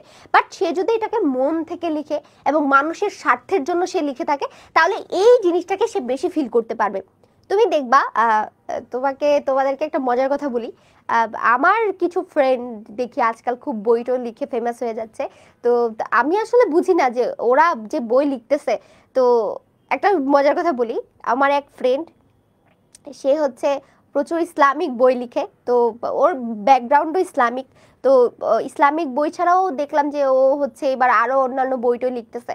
তো ও আমাকে বলে যে ওর বইয়ের প্রচারণা করাই দিতে। তো এর আগের বছর আমি করে দিছি প্রচারণা কিছুটা, বাট এবার ভাবতেছি যে না, এবার বললে করবো না। কারণ আমার কাছে মনে হয় যে ওর যে লেখার উদ্দেশ্যটা, সেটার উদ্দেশ্যটাই হচ্ছে মানে টাকা ইনকাম করা। কারণ অনেক বেশি বই বিক্রি হতে হবে, উমুক স্টলে এতটা বই বিক্রি হইতেছে, মানে এটা ও কাউন্ট করতেছে। তো আমার কাছে মনে হয়েছে যে ওর যে সাহিত্য রচনার যে বিষয়টা, এটা হচ্ছে ওর পয়সা ইনকাম করার জন্য, ওটা জনসাধারণের জন্য লিখতেছে না। হয়তো দেখা যাচ্ছে হ্যাঁ মানুষ পড়ে এটা উপকৃত হচ্ছে, কিছুটা হলেও উপকৃত হচ্ছে, বাট এই যে ওর মতো যারা লেখকরা আছে, তো ওই লেখকদের উদ্দেশ্যে কিন্তু আমাদের প্রমোদ চৌধুরী এই কথাগুলো বলছেন, যে যাদের উদ্দেশ্য থাকবে যে টাকা ইনকাম করা, না তারা ওই বইয়ের মর্ম বুঝবে, না বইয়ের মধ্যে যে ধর্মটা আছে সেটার মর্মটা তারা বুঝতে পারবে। কেননা খেলা হচ্ছে জীবজগতে একমাত্র নিষ্কাম কর্ম মানে কি, যেটার কোনো কি নাই, উপকারিতা নাই। নিষ্কাম মানে যেই জিনিসটার কোনো উপকারিতা আমরা লাইফে পাই না। তো লেখক বলতেছে খেলা করা, আমরা যখন খেলাধুলা করি সেটা হচ্ছে জীবজগতের একমাত্র নিষ্কাম কর্ম, মানে এটা করে আমাদের আদৌ কোনো লাভ হয় না। অতএব মুখ্য লাভের একমাত্র উপায়, তো অতএব আমাদের মুখ্য লাভ করা অর্থাৎ আমাদের আনন্দ পাওয়াটা, আমাদের কি পাওয়াটা, আমাদের অন্য কোনো লাভের জন্য আমরা হচ্ছে এই জিনিসটাকে ফলো করতে পারি। ফল থাকে তাহলে পরে আবার আপনার দুর্নাম হবে। হ্যাঁ সেটাই তো, এগুলো আসলে খুবই সেন্সিটিভ ম্যাটার। তো আমি নিজেও কখনো বই, যেমন অনেকেই আমাকে বলে যে আপু আমাদের বাংলা গ্রামারের ইন্টারে পড়ার মতো বাংলা গ্রামার ওরকম কিন্তু নাই, দেখা যায় বড় বড় বই দেওয়া থাকে, এগুলো রুলস টুলস আমরা বুঝি না, না হয় অ্যাডমিশন টেস্টের বই পড়া লাগে। তো ইন্টারে আসলে আমরা পড়তে পারবো এমন একটা বই লিখেন, আপনি তো পড়াইছেন, তো আপনি হচ্ছে এরকম কিছু ইনফরমেশন দিয়ে আমাদেরকে একটা বই সাজেস্ট করেন। আমি ভয় পাই, ভীষণ ভয় পাই, জানি না ওই সাহসটা এখনো আমার হয় নাই যে আমি একটা বই তোমাদেরকে সাজেস্ট করব যে এইভাবে দিব। হয়তো আমি সেটা স্লাইড আকারে তোমাদেরকে প্র্যাকটিস শিট আকারে দিতে পারি, বাট বই বের করাটা আমার ভীষণ ভয় লাগে, কারণ একটা বই ভুল ধরলে এটা খুবই মারাত্মক লেভেলের পর্যায়ে চলে যায় আর কি। তো দেখো তারপরে বলতেছে স্বয়ং ভগবান বলেছেন যদিচ তার কোনোই অভাব নেই তবু তিনি এই বিশ্ব সৃজন করেছেন, অর্থাৎ সৃষ্টি তার লীলা মাত্র। তো লেখক এখানে দেখো ভগবানের অর্থাৎ সৃষ্টিকর্তার একটা মানে উদাহরণ দিয়েছেন। দেখো স্রষ্টার কিন্তু কোনো জিনিসের অভাব নাই, তাই না? আমাদের আল্লাহর যারা ভগবান বলেন, তো তাদের কি কোনো কিছুর অভাব আছে? কোনো কিছুর অভাব নাই, কিন্তু তারপরেও তারা কেন পৃথিবীটা সৃষ্টি করে একটা গোলমাল লাগাই দিছে, একটা গোলমাল লাগাই দিছে না? এই যে মানুষ আসতেছে, এত পাপ করতেছে, এত পাপ পুণ্যের একটা খেলা, হ্যাঁ মানুষ মানুষকে মারা ফেলতেছে, হিংসা বিদ্বেষ, এই যে জিনিসগুলা। তো লেখক বলতেছে যদিচ আমাদের সৃষ্টিকর্তার কোনো কিছুর অভাব নাই তারপরেও তিনি পৃথিবী সৃষ্টি করেছেন, তো এটা একটা তার লীলা মাত্র। লীলা মানে হচ্ছে এটা তার ইচ্ছা হয়েছে, তো সে হচ্ছে এটা একটা বানাইছে। তো এটা কিন্তু স্বয়ং স্রষ্টার স্বেচ্ছায় ইচ্ছা, তার ইচ্ছা মতো কিন্তু এই মানে লীলা ক্ষেত্র, মানে একটা তার খেলাধুলার টাইপেরই বলতেছে যে হয়তো সে তার মজার ছলে এই পৃথিবীটাকে বানাইছে এমন, অথবা একটা মানে পরীক্ষা করার জন্য, অথবা হচ্ছে তার মানে তার আনন্দ লাভের জন্য সে এই পৃথিবীটা বানাইছে। এটাতে সে বলতেছে ভগবানকে উদ্দেশ্য করে কবির সৃষ্টিও এই বিশ্ব সৃষ্টির অনুরূপ, সে সৃজনের মূলে কোনো অভাব দূর করবার অভিপ্রায় নেই। তো লেখক বলতেছে যেহেতু স্রষ্টার যেরকম কোনো কিছুর অভাব নাই তারপরেও তিনি পৃথিবী সৃষ্টি করেছেন, এটা একটা লীলা খেলা মাত্র। তো তিনি বলতেছেন যে সাহিত্যিকের উদ্দেশ্যটাও এমন হওয়া উচিত, তার কোনো কিছুর অভাব রেখে তার সাহিত্য রচনা করাটা ঠিক নয়। তার উচিত হবে সে এমনভাবে সাহিত্যটা রচনা করবে যেটার পিছনে তার কোনো স্বার্থ থাকবে না, তার কোনো অভাব পূরণের ইচ্ছাটা তার থাকবে না। সেই সৃষ্টির মূল অন্তরাত্মার ফুর্তি আর তার ফল আনন্দ। যেই জিনিসটা সে সৃষ্টি করবে অর্থাৎ যে জিনিসটা সে বানাবে, যে সাহিত্যটা সে রচনা করবে, সেটার মূল যে মূল উদ্দেশ্যটা থাকবে সেটা হচ্ছে অন্তরাত্মার স্ফূর্তি, অর্থাৎ মানুষের আত্মিক শান্তি দেওয়া, মানুষের মনে প্রশান্তি জাগানো, এবং সে এই যে মানুষ পড়ে যে আনন্দ পাচ্ছে সেই আনন্দটা তুমি উপভোগ করবা। এটা হচ্ছে একজন সাহিত্যিকের মেইন উদ্দেশ্য হওয়া উচিত। এক কথায় সাহিত্য সৃষ্টির জীবাত্মার লীলা মাত্র এবং সেই লীলা বিশ্ব লীলার অন্তর্ভুক্ত। তো লেখক বলতেছে যে এই যে জীবাত্মা অর্থাৎ মানবাত্মা মানে আমাদের আত্মার একটা লীলা মাত্র, খেলা রূপেই যেন আমরা সাহিত্যটা রচনা করতে পারি এবং সেই লীলা বিশ্ব লীলার অন্তর্ভুক্ত। এবং এই যে আমি খেলার ছলে সাহিত্য রচনা করছি এবং এই লীলাটা আসলে পুরো বিশ্বের মধ্যে সব মানুষ যেন সেই এই ফিলটাই করতে পারে এবং তারাও যেন সেই লীলার স্বরূপে এই সাহিত্যটাকে গ্রহণ করতে পারে। তারপরে দেখো কেননা জীবাত্মা পরমাত্মার অঙ্গ এবং অংশ। তো লেখক বলতেছে আমাদের যে জীবাত্মাটা সেটা পরমাত্মা অর্থাৎ আল্লাহরই একটা অংশ। তো লেখক দেখো এটা কিন্তু আমাদের ইসলামেও বলা হয়ে থাকে যে মানুষের মধ্যে কিন্তু আল্লাহর বাস, তাই না? যখন তুমি একটা পরোপকার করবা, অন্য একটা মানুষকে হেল্প করবা, অন্য একটা মানুষের উপকারে মানে তুমি এগিয়ে যাবা, তখন মনে হয় এটা মানে হচ্ছে তুমি তাকে হেল্প করা মানে হচ্ছে আল্লাহকে তুমি হেল্প করতেছো, মানে আল্লাহকে সন্তুষ্ট করতেছো। তো প্রত্যেকটা মানুষের মধ্যে কিন্তু আল্লাহর বাস আছে, মানে প্রত্যেকটা মানুষের হৃদয়ে হচ্ছে স্রষ্টার বসবাস। তো এই জন্য বলতেছে যে দেখো জীবাত্মা পরমাত্মার অঙ্গ এবং অংশ, অর্থাৎ আমাদের যে জীবের আত্মাটা আছে এই আত্মাটাই হচ্ছে আল্লাহরই একটা অংশ, এবং এই আত্মাটাকে যদি আমি খুশি করতে পারি তার মানে আল্লাহকেও আমি খুশি করতে পারলাম। তারপরে দেখো সাহিত্যের উদ্দেশ্য সকলকে আনন্দ দেওয়া, কারো মনোরঞ্জন করা নয়। এটাও কিন্তু পরীক্ষায় চলে আসবে, মানে খ নম্বর প্রশ্ন হিসেবে এটা তোমরা পেয়ে যেতে পারো যে সাহিত্যের উদ্দেশ্যটা আসলে কি। সাহিত্যের উদ্দেশ্যটা আসলে কি এটা কিন্তু চলে আসছে। সাহিত্যের উদ্দেশ্য হচ্ছে কি করা বলো তো, মানুষের কি করা বলো? সাহিত্যের উদ্দেশ্যই হচ্ছে সকলকে আনন্দ দেওয়া, কিন্তু কারো মনোরঞ্জন করা। মনোরঞ্জন মানে কি, মানে তোমাকে আমি টার্গেট করলাম যে আজকে এই মেয়েটাকে আমি পটাবো, ওর জন্য একটা কবিতা লিখবো, এই মেয়েটাকে আমি পটাবো, ওর জন্য একটা কবিতা লিখবো। এটা হচ্ছে মনোরঞ্জন করার জন্য কবিতা, কিন্তু আনন্দ পাওয়ার জন্য যে কবিতাটা সেটা হবে আসলে মেন সাহিত্য। এই যে কাউকে সন্তুষ্টি করার জন্য আমি যে জিনিসটা রচনা করব সেটা কখনোই হইতে পারে না আমাদের মূল সাহিত্য, সেটা হবে মনোরঞ্জনের উদ্দেশ্যে সাহিত্য। তো তারপরে দেখো কি বলতেছে, এই দুইয়ের ভিতর যে আকাশ পাতাল প্রভেদ আছে সেইটি ভুলে গেলেই লেখকেরা নিজে খেলা না করে পরের জন্য খেলনা তৈরি করতে বসেন।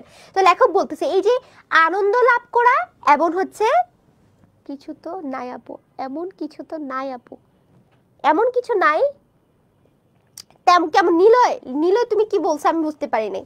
দেখো তো এখানে বলতেছে, দেখো যে জিনিসটা বলছে যে এই যে দুইয়ের মধ্যে পার্থক্য, অর্থাৎ সবাইকে আনন্দ দেওয়ার উদ্দেশ্যে একটা কবিতা রচনা করলা আর কাউকে মনোরঞ্জন করার জন্য একটা কবিতা রচনা করলা, তার মানে দুইটার মধ্যে বিশাল একটা তফাৎ আছে। তো এই তফাৎটা যখন কোনো সাহিত্যিক বুঝতে পারে না তখনই কিন্তু কি হয়ে যায় বলতো, তখনই তিনি নিজে সাহিত্যের সাথে খেলা না করে সে অন্যের জন্য খেলনা বানাইতে বসে যায়, অর্থাৎ সে নিজের জন্য মানে জনস্বার্থে সাহিত্য রচনা না করার জন্য না করে সে কি করে মানুষের মনোর প্রবৃত্তি বাড়ানোর জন্য, মানুষকে আনন্দ দেওয়ার জন্য সে সাহিত্য রচনা করতে বসে যায়। খেলা মানে হচ্ছে এখানে সাহিত্য রচনাটাকে বোঝাচ্ছে। ওকে, হ্যাঁ সাদিয়া ইসলাম, এটা কিন্তু আমি শুরুতেই তোমাদেরকে বলছিলাম যে সাদিয়া, আমি কিন্তু প্রথম ক্লাসে বলছিলাম যে বাংলার নব্য লেখক দিকের প্রতি নিবেদন এবং হচ্ছে এই যে প্রমোদ চৌধুরী সাহিত্যকলা, দুটো প্রায় আমার কাছে সেম মনে হয়েছে এবং পরীক্ষায় দেখা যাবে যে এই দুটার মধ্যেই তোমাদেরকে কনফিউশন ক্রিয়েট করে দিবে। তো আমার মনে হয় যে এই দুটা থেকে যে কোনো একটা রাখলেই হয়ে যাইতো, আর আমাদের কাজী নজরুল ইসলামের আমার পথটা তোমাদের জন্য রাখতে পারতো, এটা খুবই সুন্দর একটা গল্প ছিল, বাট এটা বাদ দিয়ে কেন এই দুটা রাখছে আমি আসলে নিজেও জানি না। তারপরে দেখো আমরা চলে যাই, সমাজের মনোরঞ্জন করতে গেলে সাহিত্য যে স্বধর্মচ্যুত হয়ে পড়ে তার প্রমাণ বাংলাদেশে আজ দুর্লভ নয়। তো সমাজের মনোরঞ্জন অর্থাৎ সমাজের মানুষের চাওয়া পাওয়ার উপর ডিপেন্ড করে যখন তুমি সাহিত্য রচনা করতে যাবা তখন স্বধর্মচ্যুত অর্থাৎ সাহিত্যের যে নিজের একটা ধর্ম আছে, সাহিত্যের যে নিজের একটা বৈশিষ্ট্য আছে সেটা কিন্তু তুমি ভুলে যাবা। এবং এই জিনিসটা কিন্তু আজকাল আমরা বাংলাদেশে প্রচুর দেখতে পাই, তাই না বলো? আমরা বাংলাদেশে, এই বঙ্গদেশে, বাংলাদেশে মানে হচ্ছে পুরো বঙ্গদেশে বলতেছে, তো এই পুরো বঙ্গদেশের মধ্যে কিন্তু তখনকার সময় আসলে এটা লেখক প্রত্যক্ষ করতে পারতেছিলেন। কাব্যের ঝুমঝুমি, বিজ্ঞানের চুষিকাঠি, দর্শনের বেলুন, রাজনীতির রাঙালাঠি, ইতিহাসের নেকড়ার পুতুল, নীতির টিনের ভেপু এবং ধর্মের জয়ঢাক, এইসব জিনিসে সাহিত্যের বাজার এখন ছেয়ে গেছে।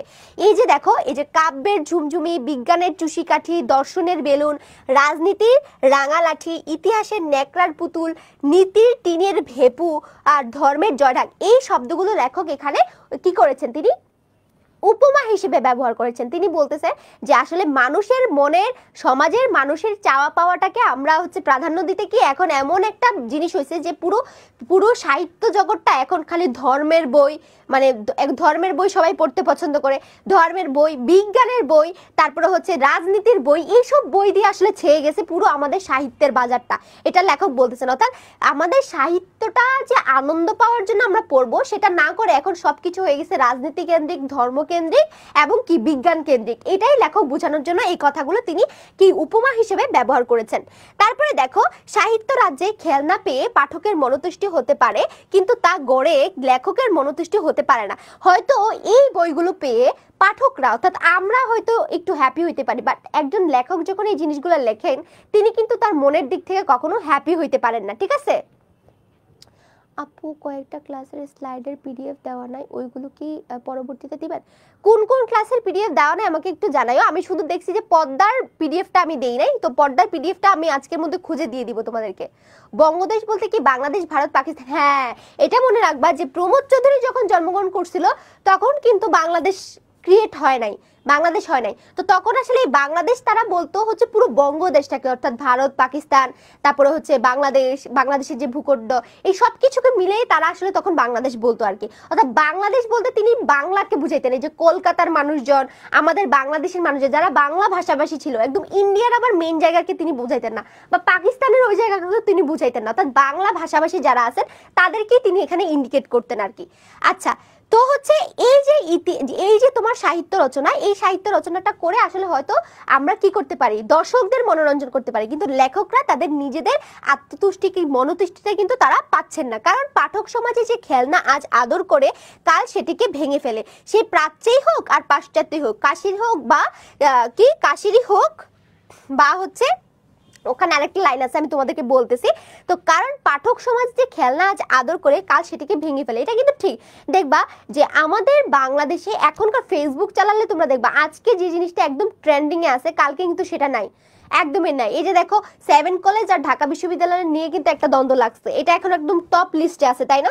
7 কলেজ আর হচ্ছে ঢাকা বিশ্ববিদ্যালয়ের দ্বন্দ্ব, এটা কিন্তু খুবই মানে একদম টপ লিস্টের মধ্যে একটা ইস্যু হয়ে গেছে পুরো ফেসবুকের মধ্যে।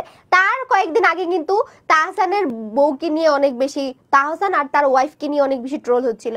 তো দেখো এই যে ইস্যুগুলা, একটা সময় মানুষ খুব মার্কেট পায়, তারপরে হুট করে আরেকটা জিনিস চলে আসে, সেটা অনেক মার্কেট পায়, তারপরে দেখবা এই যে আজকের পরেই কালকের পরেই দেখবা যে এই ঢাকা বিশ্ববিদ্যালয় ইস্যু বাদ দিয়ে আরেকটা ইস্যু চলে আসছে। তো লেখক কিন্তু এই কথাটাই তিনি বুঝাইতে চাইছেন যে আজকে যারা সেই খেলনা, মানুষ যেটাকে খেলনা হিসেবে খুব সুন্দর করে গ্রহণ করছে, কালকে কিন্তু তারা এটাকে ছুঁড়ে ফেলে দিবে। এই যে 2 দিন আগেও মনে হচ্ছে মানুষের খেয়ে দিয়ে আর কোনো কাজ নেই, সারাদিন তাওসান আর ওর বউরে নিয়ে পড়ে আছে, কিন্তু দেখো আজকে কিন্তু মানুষ এটা ভুলে গেছে, কারণ তাদের যখন যেটা ভাল লাগতেছে তারা গ্রহণ করতেছে, আবার যখন যেটা ভাল লাগতেছে তারা ছুঁড়ে ফেলে দিচ্ছে। এটাই হচ্ছে জনসাধারণের এখন একটা কি দৈনন্দিন কর্মকাণ্ড হয়ে গেছে। তো এই কথাটা কিন্তু লেখক 1000 বছর আগে বলে গেছে যে দেখো যে আজকে তারা যেটা খেলনা হিসেবে গ্রহণ করছে কালকে কিন্তু সেটা খেলনাটাকে তারা ভেঙে ফেলবে, কিন্তু দিন শেষে তোমার কি হবে? তোমার যে আত্মতুষ্টিটা তুমি কিন্তু পাচ্ছ না, অর্থাৎ তুমি যে তাদের জন্য সাহিত্যটা রচনা করলা এটা তারা কয়দিন নিবে, তারপরে তো আরেক দল আসবে, আরেক দল এসে তারা অন্য জিনিস চাইবে, তো তাদের সন্তুষ্টির জন্য তোমাকে আবার সাহিত্য রচনা করতে হবে। তো দিন শেষে দেখা যাচ্ছে তুমি আর শান্তি পাচ্ছ না। একজন সাহিত্যিক হিসেবে তোমার যে গুণটা থাকা দরকার তুমি কিন্তু সেই গুণটা কাজে লাগাইতে পারতেছো না, কারণ তুমি সারাক্ষণই মানুষের মনোতুষ্টি অর্জনের জন্য কাজ করে যাচ্ছ। তো এটাই লেখক বলতেছে যে দেখো যে এটা প্রাচ্যে হোক বা অন্য দেশে হোক, বাংলাদেশে হোক বা বিদেশে হোক, এটা কিন্তু সেম, যে আজকে জনসাধারণ যেটাকে গ্রহণ করতেছে কালকে সেটা তারা ছুঁড়ে ফেলে দিবে। এজন্য তোমাকে এমন কিছু রচনা করতে হবে যেটা যুগ যুগ ধরে মানুষ সেটাকে আনন্দের সহিত তারা নিজেদের লাইফে নিতে পারবে। তারপরে দেখো কি বলতেছে,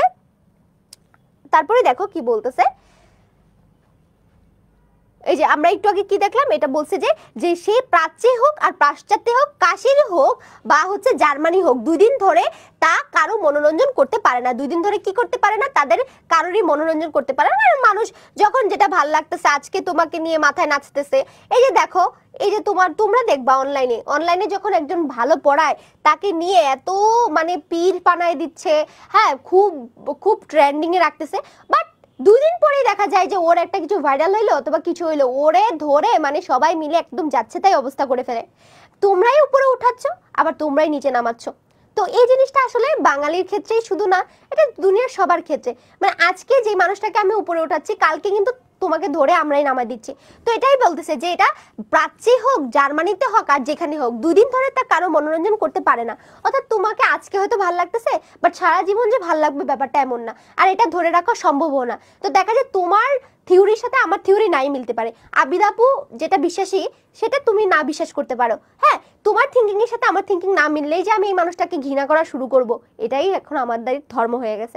আমাদের স্টুডেন্টরা এটাই করে থাকে যে ওরে আমার ভাল লাগলো না, উনি আমার কথা মতো একটা পোস্ট দেয় নাই, উনি আমার কথা মতো এই কাজটা করে নাই, তাহলে তো উনি বাদ, ওনাকে আমি পিঠ থেকে বাদ দিয়ে দিলাম, ওনাকে হচ্ছে আমি যাচ্ছে তাই কথা বললাম, ওনাকে গালাগালি 2টা গালাগালি দিয়ে আমি চলে আসলাম, এটাই আমরা করে থাকি। তো ঠিক তেমনই দেখো এটা কিন্তু সেম ঘটনা, যে আজকে যার লেখাটা পড়তে ভাল লাগতেছে কালকে কিন্তু সে চাইলে তো ওর লেখা এখন আর ভাল লাগতেছে না, আমি আরেকজনের লেখা চুজ করি, তো এটা কিন্তু সে চাইলেই ছুঁড়ে ফেলে দেয়, তাই না? এটা এখন আমাদের এখন ট্রেন্ডিং হয়ে গেছে। এটা যে বর্তমান যুগের ট্রেন্ডিং এমন না, আগের যুগেও দেখো এটা ছিল।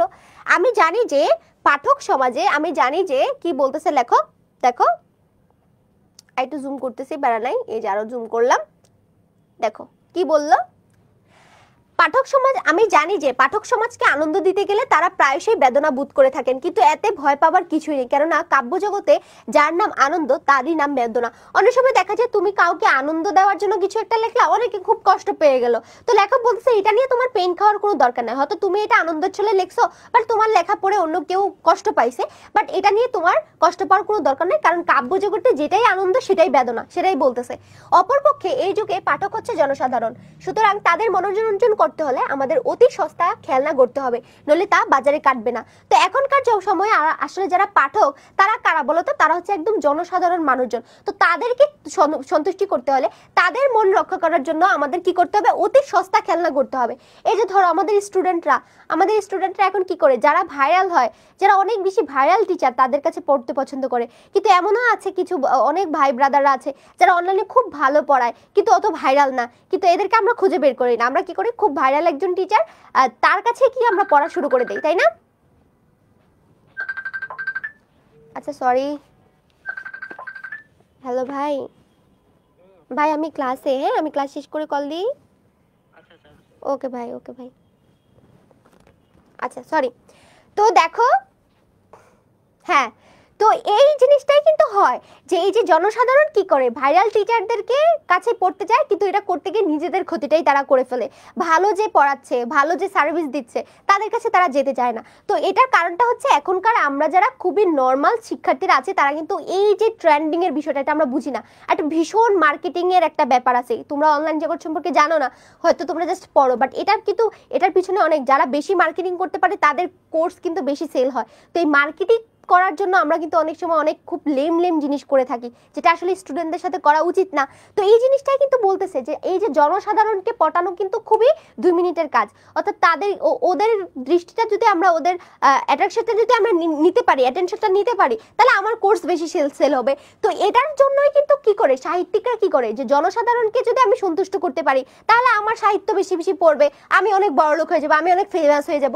তো সুতরাং তাদের মনোরঞ্জন করতে হলে আমাদের আসলে অতি সস্তা জিনিস নিয়ে খেলতে হবে। অর্থাৎ একটা প্রত্যন্ত অঞ্চলের স্টুডেন্টের কাছে যদি আমি পৌঁছাতে চাই, তাহলে আমাকে লেম জিনিস নিয়ে ভিডিও বানাইতে হবে, লেম জিনিস দিয়ে তাদের কাছে মার্কেটিং করতে হবে। তাইলে ওরা বলবে বা এর সাথে তো আমার একটা ভাইব মিলে গেছে, আমি এই ভাইয়ের কাছেই পড়বো, আমি এই আপুটার কাছেই পড়বো, আরে আপু তো সেই পড়াইতেছে, আপু তো সেই মার্কেটিং করতেছে। কিন্তু দেখা গেল ভিতরে ঢুকে আসলে কিছুই নেই, তেমন কিছুই তারা দিচ্ছে না, পরে আবার খুবই হাই হতাশ করে। তো এটা কিন্তু দেখো, এটা সাহিত্যিকের ক্ষেত্রে, এটা যে শুধুমাত্র অনলাইন এডুকেশনের ক্ষেত্রে এমন না, এটা এমন না। তো লেখক বলতেছে যে আসলে এখনকার সময়ে জনসাধারণকে সন্তুষ্ট করার জন্য আমরা এত সস্তা জিনিস নিয়ে খেলাধুলা করা শুরু করি, এবং সস্তা জিনিস নিয়ে আমরা সাহিত্য রচনা করা শুরু করি। তারপরে দেখো কি বলতেছে, কোথায় আসছিলাম, হ্যাঁ, এবং সস্তা করার অর্থ খেলু করা মানে কি, সস্তা করার অর্থ খেলু করা। এই যে খেলু করা শব্দের অর্থ কিন্তু আমাদের বই খুব সুন্দর করে এখানে দেওয়া আছে, দেখো এই যে খেলু করা মানে হচ্ছে গুরুত্বহীন বা অসার করা, মানে যেটার কোনো গুরুত্ব নাই। এই সস্তা জিনিস নিয়ে আসলে খেলাধুলা করা বা সস্তা জিনিস প্রচার করা মানে হচ্ছে এটা খেলু করা মানে হচ্ছে এখানে এটার কোনো মূল্য নাই, কোনো ভ্যালু নাই, সেটাকেই বলতেছে। বৈশ্য লেখকের পক্ষে শূদ্র পাঠকের মনোরঞ্জন করা সঙ্গত, অতএব সাহিত্যে আর যাই করো না কেন পাঠক সমাজের মনোরঞ্জন করবার চেষ্টা করো না। তো এখানে তিনি একটু ইনসাল্ট করছেন, দেখো তিনি একটু ইনসাল্ট করছেন। বৈশ্য লেখকের পক্ষে শূদ্র পাঠকের মনোরঞ্জন করা সঙ্গত। এখানে বৈশ্য বলতে তোমাদের মনে প্রশ্ন আসতে পারে, আপু বৈশ্য বলতে কি বোঝায়? দেখো বৈশ্য হচ্ছে তোমার কি, প্রাচীন আর্য সমাজের একটা নিচু জাতি, মানে চতুর্থ ক্লাসের মানুষদেরকে বলা হয়তো। দেখো এখানে আছে প্রাচীন আর্য সমাজের চতুর্বর্ণের তৃতীয় স্তর, যারা কৃষিকাজ বা ব্যবসা বাণিজ্য করে জীবন যাপন করতো, তাদেরকে বলা হতো বৈশ্য। ঠিক আছে, এটা আর্য সমাজে আর কি, আর্য সমাজের মানুষরা যারা হচ্ছে চতুর্থ ক্লাসের তৃতীয় শ্রেণী, মানে চতুর্থ যে শ্রেণীটা ছিল তাদের মধ্যে তৃতীয় যে স্টেপটা, সেই স্টেপে অর্থাৎ যারা কৃষিকাজ করে জীবনযাপন করতো তাদেরকে বৈশ্য বলা হচ্ছে। আর শূদ্র বলা হচ্ছে দেখো প্রাচীন আর্য সমাজের চতুর্বর্ণের নিম্নতম বর্ণ বা শ্রেণীকে। তো বলতেছে আসলে যারা হচ্ছে একটু থার্ড ক্লাস, তারাই আসলে থার্ড ক্লাসদের বিষয়টা বুঝতে পারে। মানে এটা জাস্ট আমি তোমাদের বোঝানোর জন্য বললাম, কাউকে ছোট করা ঠিক না। তো এটা লেখকও কিন্তু এখানে এই বিষয়টাই বুঝাতে চাইছেন যে থার্ড ক্লাস মানুষজন আসলে থার্ড ক্লাস মানুষজনদের জন্য লিখবে, বাট কি করতে হবে, না হলে তো কি হবে না, না হলে পাঠকের মনোরঞ্জন করা কিন্তু সম্ভব হবে না। যখন বৈশ্য লেখকরা অর্থাৎ থার্ড ক্লাস মানুষরা থার্ড ক্লাসদের জন্য লিখতেছে, তখন আসলে এটা মনোরঞ্জন করার পসিবল। অতএব সাহিত্যে আর যাই করো না কেন, লেখক বলতেছে তোমরা সাহিত্যে আর যাই করো না কেন এই কাজটা কখনো করো না। যে অন্য আর্য সমাজকে, এটা হচ্ছে আর্য যুগে, তোমরা পড়ো নাই এই যুগ বিভাগগুলা, আচ্ছা তোমরা হয়তো আর্টস পড়ো না, এই জন্য এখন তো তাহলে সভ্যতা তোমাদের বুঝাইতে হবে। এই যে সভ্য, এক একটা সভ্য সমাজে সভ্যতা ছিল না, তোমার অনেকগুলো তো সভ্যতা ছিল। তো এই সভ্যতায় এক এক সময় এক একটা সমাজ সৃষ্টি হয়েছে, তার ভিতরে একটা সমাজ ছিল আর্য সমাজ, যারা আর্যরা ছিল আর কি, এখানে বসবাস করতো। ভারতবর্ষে তখন আর্যদের বাস ছিল। তো ওই আর্য সমাজেই আবার হচ্ছে শ্রেণী বিভাগ ছিল। তো সেই শ্রেণী বিভাগের কথাই আসলে বলা হচ্ছে যে আসলে বৈশ্য লেখকরাই শূদ্রদেরকে কি করতে পারবে, সন্তুষ্ট করতে হবে। সো তোমাদের উদ্দেশ্যটা এমন হওয়া উচিত না যে আমি আসলে মানুষের মানে জনসাধারণের সন্তুষ্টির জন্য লিখতে গিয়ে আমি একদম নিচু স্তরে নেমে গেলাম, এটা করা যাবে না। ওকে, আচ্ছা তারপরে দেখো, তবে কি সাহিত্যের উদ্দেশ্য লোককে শিক্ষা দেওয়া? তবে বলতেছে, এখন তোমাদের মনে একটা প্রশ্ন আসতে পারে না, আচ্ছা তাহলে এত কিছুই যখন বলতেছেন তাহলে আসলে সাহিত্যের উদ্দেশ্যটা কি, মেইন উদ্দেশ্যটা কি? আপনি তো অনেক কিছু বললেন, লেখক এখন বলতেছে আমি তো অনেক কিছু বললাম যে এটা করা যাবে না, ওটা করা যাবে না, মানুষের জন্য করা যাবে না, মানুষের ইচ্ছাকে প্রাধান্য দেওয়া যাবে না, তাহলে আপনি বলতে চাচ্ছেনটা কি? এখন হচ্ছে লেখক কি বলতে চাচ্ছেন সেটা তিনি একদম স্পেসিফিক ভাবে বলবেন। তবে কি সাহিত্যের উদ্দেশ্য লোককে শিক্ষা দেওয়া? তখন তোমার কাছে মনে হতে পারে না, তার মানে কি আপনি বলতে চাচ্ছেন সাহিত্য রচনা করা মানে হচ্ছে মানুষকে কোনো কিছু শেখানোর উদ্দেশ্যে, কোনো কিছু শিক্ষা দেওয়ার উদ্দেশ্যে? তিনি বলতেছেন, কেননা কবির মতিগতি শিক্ষকের মতিগতি সম্পূর্ণ বিপরীত। এখন বলতেছেন যে এখন তোমার মনে তো প্রশ্ন জাগতে পারে যে একজন কবির যে মতিগতিটা এতক্ষণ ধরে আপনি বললেন যে কবিদের এটা করা উচিত না, তাহলে কবিদের মতিগতি আর একজন শিক্ষকের মতিগতি তো তাহলে আলাদা হয়ে গেল। শিক্ষকের মতিগতি কি থাকে বলতো? শিক্ষকের মতিগতি কিন্তু থাকে যে একটাই উদ্দেশ্য থাকে, তার স্টুডেন্টদেরকে শিক্ষা দেওয়া, তাই না? আর সাহিত্যিকের মতিগতি কি থাকবে? মানুষকে আনন্দ দেওয়া। তাহলে দুই দিকে আলাদা হয়ে গেল না? তো লেখক বলতেছে এখন তোমাদের মনে প্রশ্ন আসতে পারে যে দুজনের উদ্দেশ্য তো আলাদা আলাদা, তাহলে এখন আমরা করবোটা কি? দেখো, স্কুল না বন্ধ হলে যে খেলার সময় আসে না, এ তো সকলেরই জানার কথা, তাই না? দেখবা স্কুল বন্ধ না হলে কিন্তু আসলে খেলার টাইমটা আসে না। আমরা কখন খেলতাম? বৃহস্পতিবার। তোমাদের মনে আছে সেই মহামান্বিত বৃহস্পতিবারের কথা? এই বৃহস্পতিবারকে আমি ভীষণ মিস করি, কারণ বৃহস্পতিবারে হাফ স্কুল হইতো আর ওই দিন আমার অনেক প্ল্যান থাকতো যে আমি আজকে এটা করব ওটা করব। হ্যাঁ, আর যখন ছুটে ছিলাম তখন বৃহস্পতিবারে হাফ স্কুলের পর দুপুরে খাওয়া দাওয়ার পর একদম দুপুর 2টা থেকে আমাদের টাইম দেওয়া থাকতো। আমাদের ওইখানে একটা মাদ্রাসার মাঠ ছিল, সেই মাদ্রাসার মাঠে হচ্ছে আমি আমার বন্ধুদের সাথে খেলতাম। আমার 6-7টা সার্কেল ছিল, এদেরকে নিয়ে হচ্ছে লিলিপুটের মতো ঘুরে বেড়াইতাম জঙ্গলে জঙ্গলে। তো এটা আমার লাইফ ছিল, গ্রামের লাইফ। তো ওখানে আসলে দেখা যেত যে যেদিন বৃহস্পতিবার থাকতো ওই দিন আমরা একদম 2টা থেকে সন্ধ্যা অবধি মাগরিবের নামাজ আজান না দেওয়া পর্যন্ত আমরা খেলাধুলা করতাম। তো এটা হচ্ছে লেখক বলতেছে যে দেখো, স্কুল বন্ধ না হলে কিন্তু আমরা খেলার সময় পাইতাম না, তাই না? স্কুল সেই মহিমান্বিত বৃহস্পতিবার না আসলে, শুক্রবার না আসলে আসলে আমরা খেলার সময় পাইতাম না। তো সুতরাং লেখক বলছে কিন্তু সাহিত্যের রচনা যে আত্মার লীলা, এ কথা শিক্ষকেরা স্বীকার করতে প্রস্তুত নন। তো বলতেছে যে আসলে সাহিত্য রচনাটা যে একটা মানে আমরা তো নর্মালি স্কুল বন্ধ দিলে মাঠে খেলা করি, কিন্তু সাহিত্যের যে খেলাটা এটা হচ্ছে আমাদের আত্মার একটা খেলা। আমাদের মনের মধ্যে একটা মাঠ আছে, সেই মাঠটার মধ্যে আমরা খেলাধুলা করি, কিন্তু এটা শিক্ষকরা বুঝতে চান না, এটা শিক্ষকরা বিশ্বাস করতে চান না। ঠিক আছে, সুতরাং শিক্ষা এবং সাহিত্যের ধর্মকর্ম যে এক নয়, এই সত্যটি একটু স্পষ্ট করে দেখিয়ে দেওয়া আবশ্যক। সুতরাং লেখক বলতেছে যে শিক্ষা এবং সাহিত্য এই দুইটার উদ্দেশ্য কখনোই একরকম হতে পারে না, এবং এটার পার্থক্যটা তোমাদেরকে দেখায় দেওয়া আমার আবশ্যক, অর্থাৎ তার প্রয়োজন হয়ে পড়ছে। প্রথমত শিক্ষা হচ্ছে সেই বস্তু যা লোকে নিতান্ত অনিচ্ছা সত্ত্বেও গলাধঃকরণ করতে বাধ্য হয়। গলাধঃকরণ করা মানে হচ্ছে মুখস্থ করা। দেখবা, আমার মনে হয় যে আমাদের যদি পরীক্ষায় পাশ করবে, এই যে দেখবা কয়েকদিন আগে যে কারিকুলাম দিয়েছে, পরীক্ষা নাই, পাশ করার চিন্তা নাই, এই সব কিছুর কারণে কিন্তু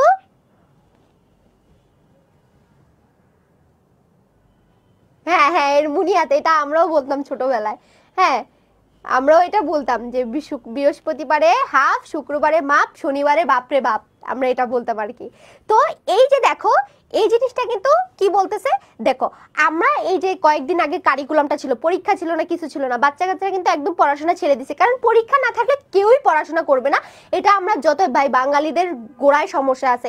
তুমি যদি এখন বাঙালিদের সাথে বিশ্বমানের শিক্ষার তুলনা করতে যাও, তাহলে আগে বিশ্বমানের মানুষদের মতো বাঙালিদেরকে হতে হবে, তারপরে বিশ্বমানের শিক্ষার সাথে নিজেদেরকে কম্পেয়ার করতে হবে।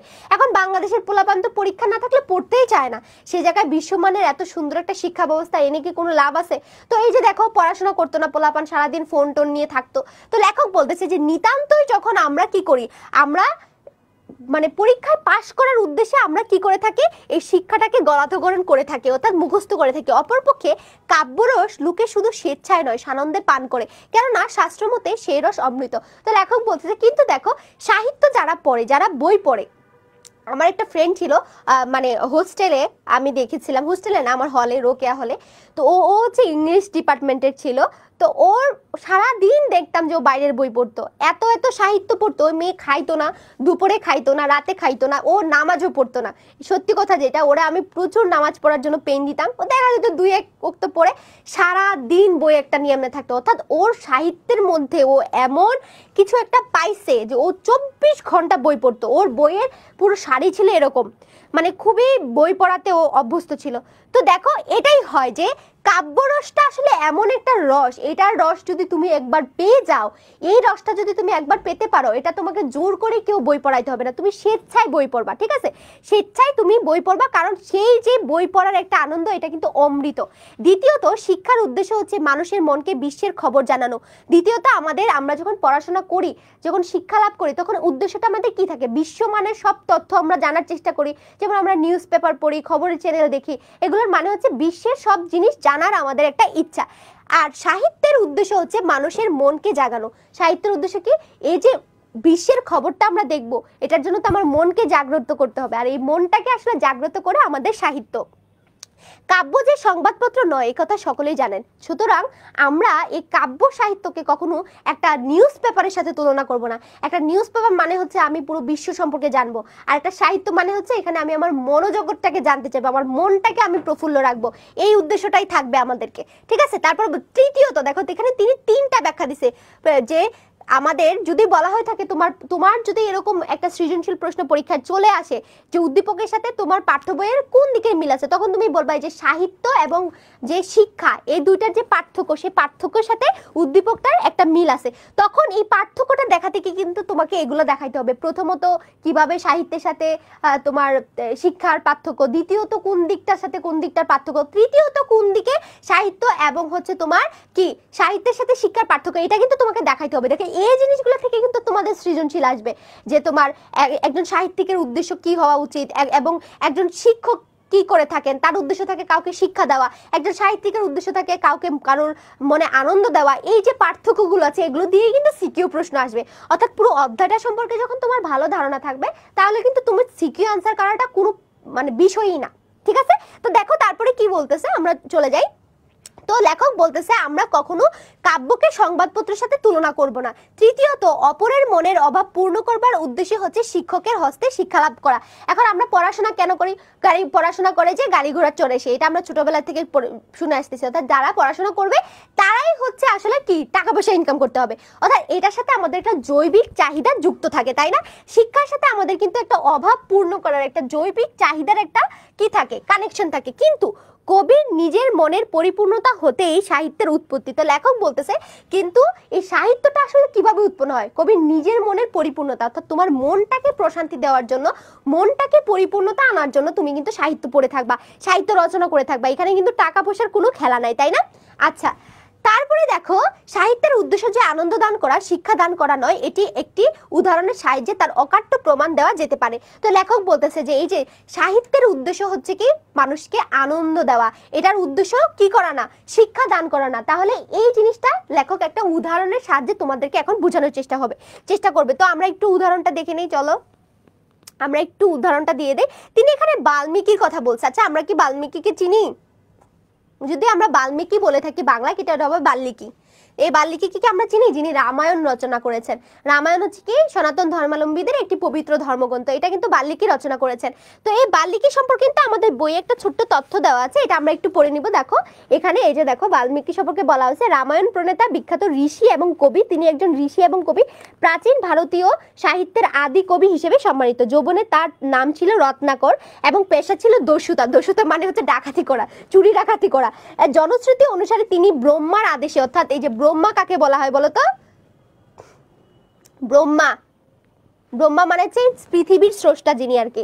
তো এই পৃথিবীর স্রষ্টার আদেশে তিনি দস্যুবৃত্তি অর্থাৎ ডাকাতি ছেড়ে দিয়ে তিনি তপস্যা মগ্ন হন এবং নারদের উপদেশে তিনি রামায়ণ রচনা করেন। এবং নারদের উপদেশে, নারদ একজন ব্যক্তি এবং তার উপদেশ অনুসরণ করে তিনি কিন্তু কি করেছিলেন? তিনি হচ্ছে রামায়ণটা রচনা করেছিলেন, তাই না? তো দেখো এই ডিফারেন্ট কালারের হাইলাইটেড লাইন্স কি বেশি ইম্পর্টেন্ট আর কম ইম্পর্টেন্ট কিছু মিন করতেছে? ও হ্যাঁ, তোমাদেরকে এটা বলতে ভুলে গেছি। দেখো, বেশি ইম্পর্টেন্ট কম ইম্পর্টেন্ট বলতে সবগুলো জিনিসই ইম্পর্টেন্ট, বাট হচ্ছে যেগুলো থেকে পরীক্ষায় ধরো খ নম্বর প্রশ্ন চলে আসতে পারে, এমসিকিউ গুলো একটু বেশি হবে, সেগুলো হচ্ছে আমি এই পিঙ্ক কালারটা দিয়েছি, একটু বেশি হাইলাইট করেছি। আর যেটা একটু হালকা হাইলাইট করা, এই হাইলাইটটা মানে এটা ইম্পর্টেন্টই, বাট একটু লেস ইম্পর্টেন্ট, বা এই জিনিসগুলো থেকে দেখা যায় যে প্রশ্ন আসতেও পারে নাও আসতে পারে, এই জিনিসগুলো এই জন্য আমি দাগিয়ে দিয়েছি। ওকে, তো দেখো এখানে একটা উদাহরণ দিছে যে বাল্মীকি আদিতে অর্থাৎ অনেক আগে মুনি ঋষিদের জন্য রামায়ণ রচনা করছিল। তো বাল্মীকি যখন রামায়ণটা রচনা করছিল, কি করছিল? হ্যাঁ, বাল্মীকি যখন, ভেরি গুড সীমান্ত, তুমি এটা আমার থেকে ভালো বুঝবা। তো হচ্ছে বাল্মীকি যখন রামায়ণটা রচনা করছিল, তিনি হচ্ছে মুনি ঋষিদের জন্য, অর্থাৎ যারা একটু পণ্ডিত টাইপের ব্যক্তি ছিলেন না, তাদের জন্য রামায়ণটা কিন্তু প্রথমে রচনা করা হয়েছিল।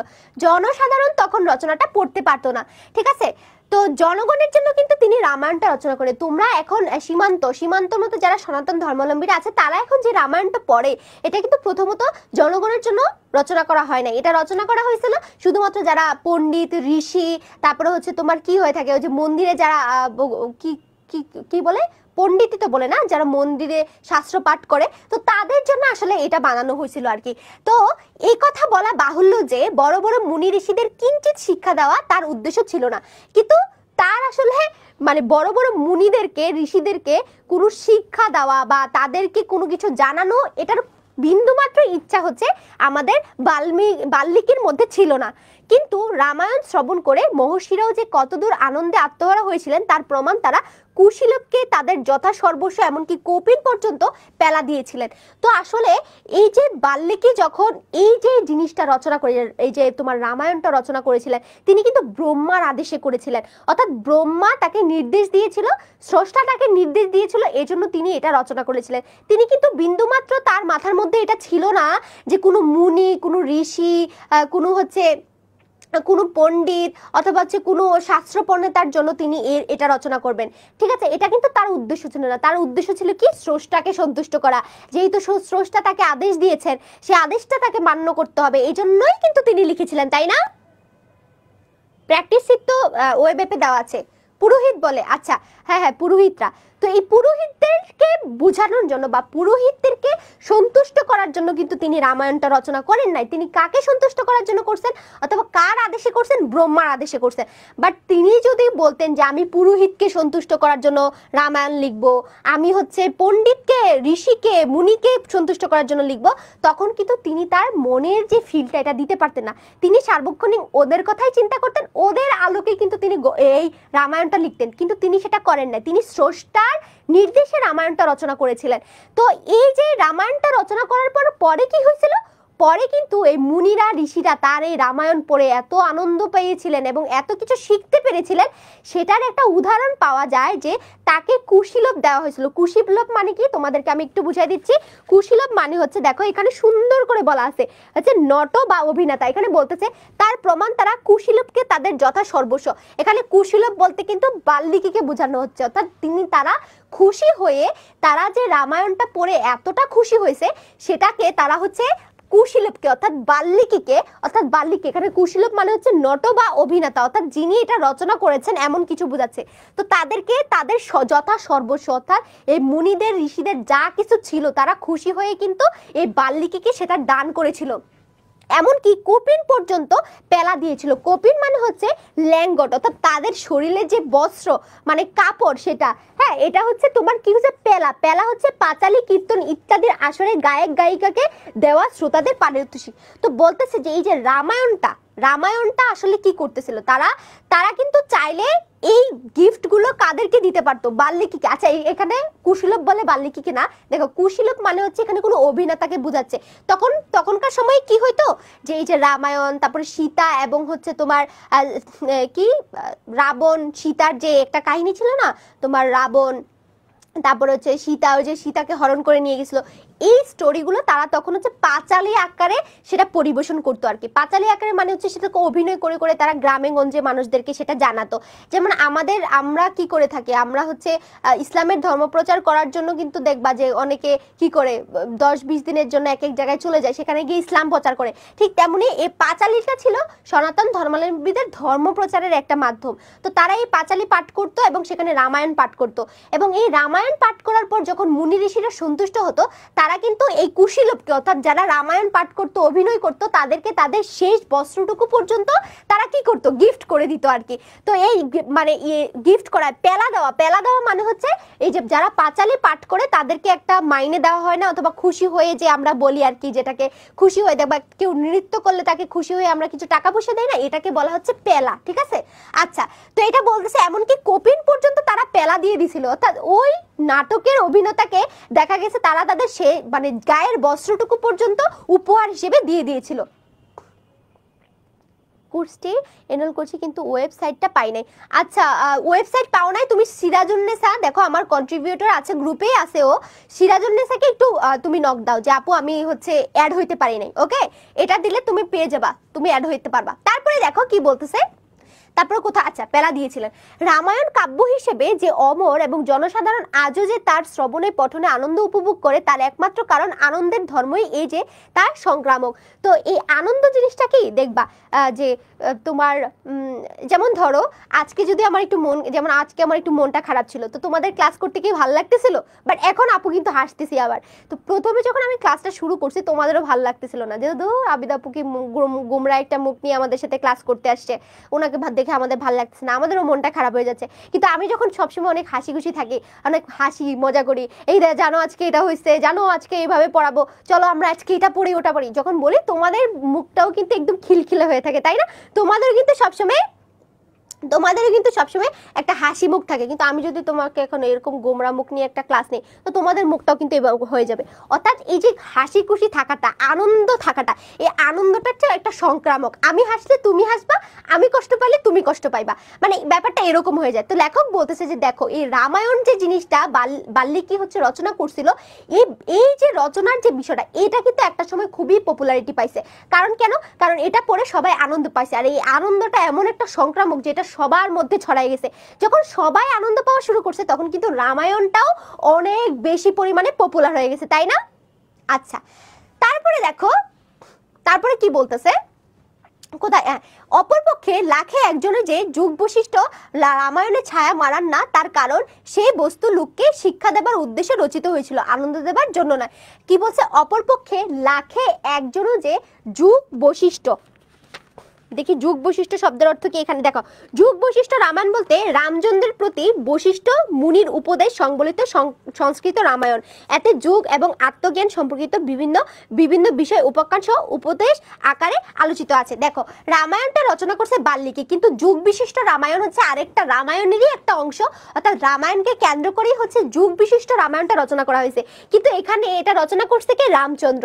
তো এই রামচন্দ্র হচ্ছে যুগ বিশিষ্ট রামায়ণটা রচনা করছে, কিন্তু সেই রামায়ণের মধ্যে সে হচ্ছে কি দিছে, সে হচ্ছে তোমার আত্মজ্ঞান সম্পর্কিত বিভিন্ন জ্ঞান দিছে এবং বিভিন্ন উপাখ্যান বিভিন্ন উপদেশ যোগ করছে, যার কারণে এইটা কেউ আর পড়ে না। এই যে রামায়ণটা পড়ে সবাই এত আনন্দ পাইছে, কিন্তু এই যুগ বিশিষ্ট রামায়ণ পড়ে আর কেউ আনন্দ পায় না। কেন বলতো, কারণ এই যে যুগ বিশিষ্ট যে রামায়ণটা, এই রামায়ণটা কিন্তু মানুষকে শিক্ষা দেবার উদ্দেশ্যে রচনা করা হয়েছিল, যার কারণে এটা পড়ে আর কেউ আনন্দ পায় না। তারপরে দেখো আসল কথা এই যে সাহিত্য কস্মিন কালেও স্কুল মাস্টারের ভার নেয়নি, অর্থাৎ লেখক বলতেছে সাহিত্যের এত মাথায় বাস পড়ে নাই, অথবা মাথায় বাড়ি পড়ে নাই যে তার এত ঠেকা পড়বে অন্যকে কিছু শিখানো।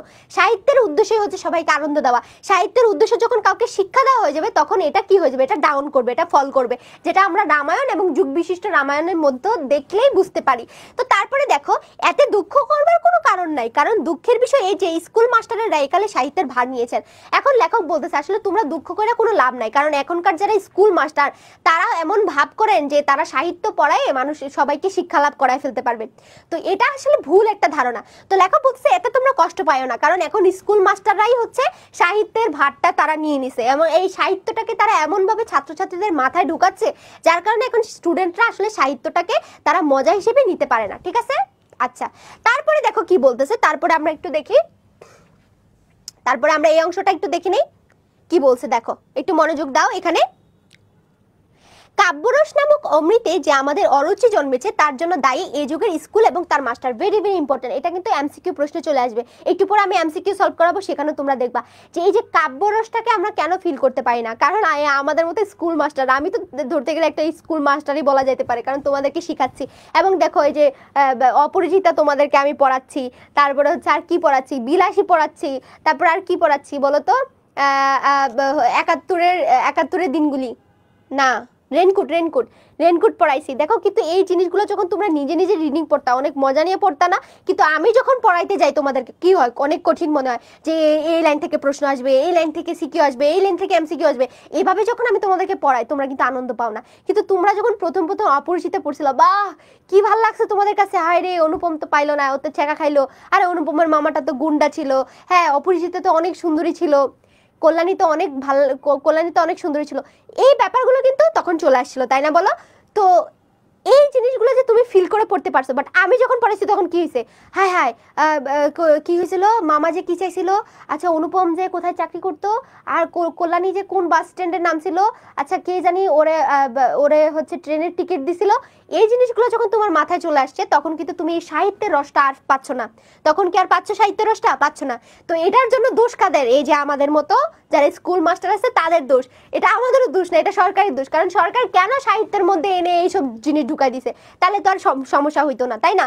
তো এটা হচ্ছে আসলে লেখক বলতেছে যে কাব্যরসটা যে আসলে এখন আর আমাদের কাছে অমৃত নাই, এটার প্রধান যে কারণটা সেটা হচ্ছে আমাদের মতো স্কুল মাস্টারদের এটা দোষ। কারণ কাব্য পড়বার ও বুঝবার জিনিস, কিন্তু স্কুল মাস্টারের কাজ হচ্ছে বই পড়ানো এবং বুঝানো।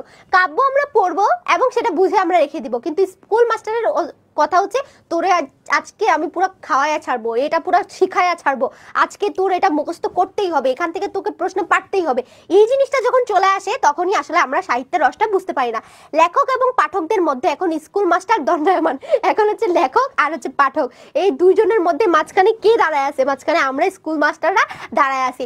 এই মধ্যস্থদের কৃপায় আমাদের সঙ্গে কবির মনের মিলন ধরে থাক, চার চক্ষুর মিলনে ঘটতেছে না।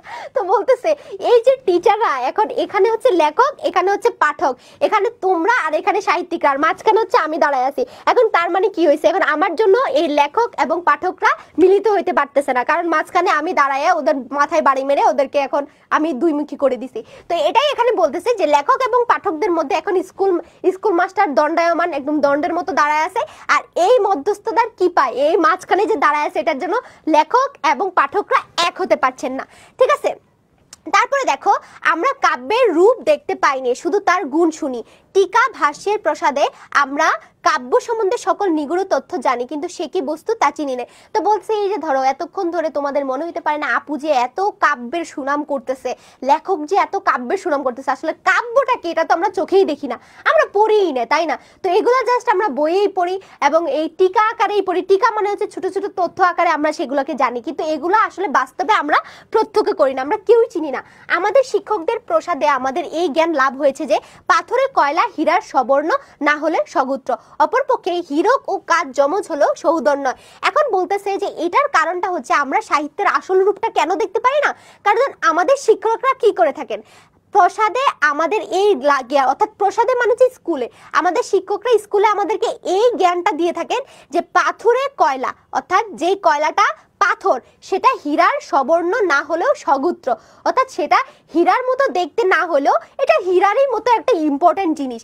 আর অপরপক্ষে হীরক এবং কাজ যমজ হলেও সৌদর নয়। এখন লেখক স্যার আমাদেরকে পড়ার যে হীরা এবং কাজ দুইটা কিন্তু দেখতে প্রায় সেম সেম, কিন্তু এরা হচ্ছে একরকম না। তো তিনি এখানে এটা কেন বলছেন আমি তোমাদেরকে আরো ব্যাখ্যা করতেছি। একের জন্ম পৃথিবীর গর্ভে, অপরটি হচ্ছে মানুষের হাতে, এবং এই উভয়ের ভিতর এক দা কুমড়া সম্বন্ধ ব্যতীত অপর কোনো সম্বন্ধ নেই। অথচ এত জ্ঞান সত্ত্বেও আমরা সাহিত্যে কাজকে হীরা এবং হীরাকে কাজ বলে নিত্য ভুল করি এবং হীরা এবং কয়লাকে এক শ্রেণীভুক্ত করে ফেলি। এখন লেখক আমাদেরকে বুঝাচ্ছে যে আমাদের টিচাররা আমাদেরকে কি শিখায়, যে কয়লা যেমন হচ্ছে পাথরের কয়লাটা যেরকম ইম্পর্টেন্ট, হীরাটাও ঠিক সেম ভাবে ইম্পর্টেন্ট, যদিও ওদেরকে দেখতে সেম লাগে না, বাট এটা দুইটাই গুরুত্ব সেম। কিন্তু কাজ এবং হীরা, যদিও তাদেরকে দেখতে সেম লাগে কিন্তু এদের গুরুত্ব কিন্তু সমান না।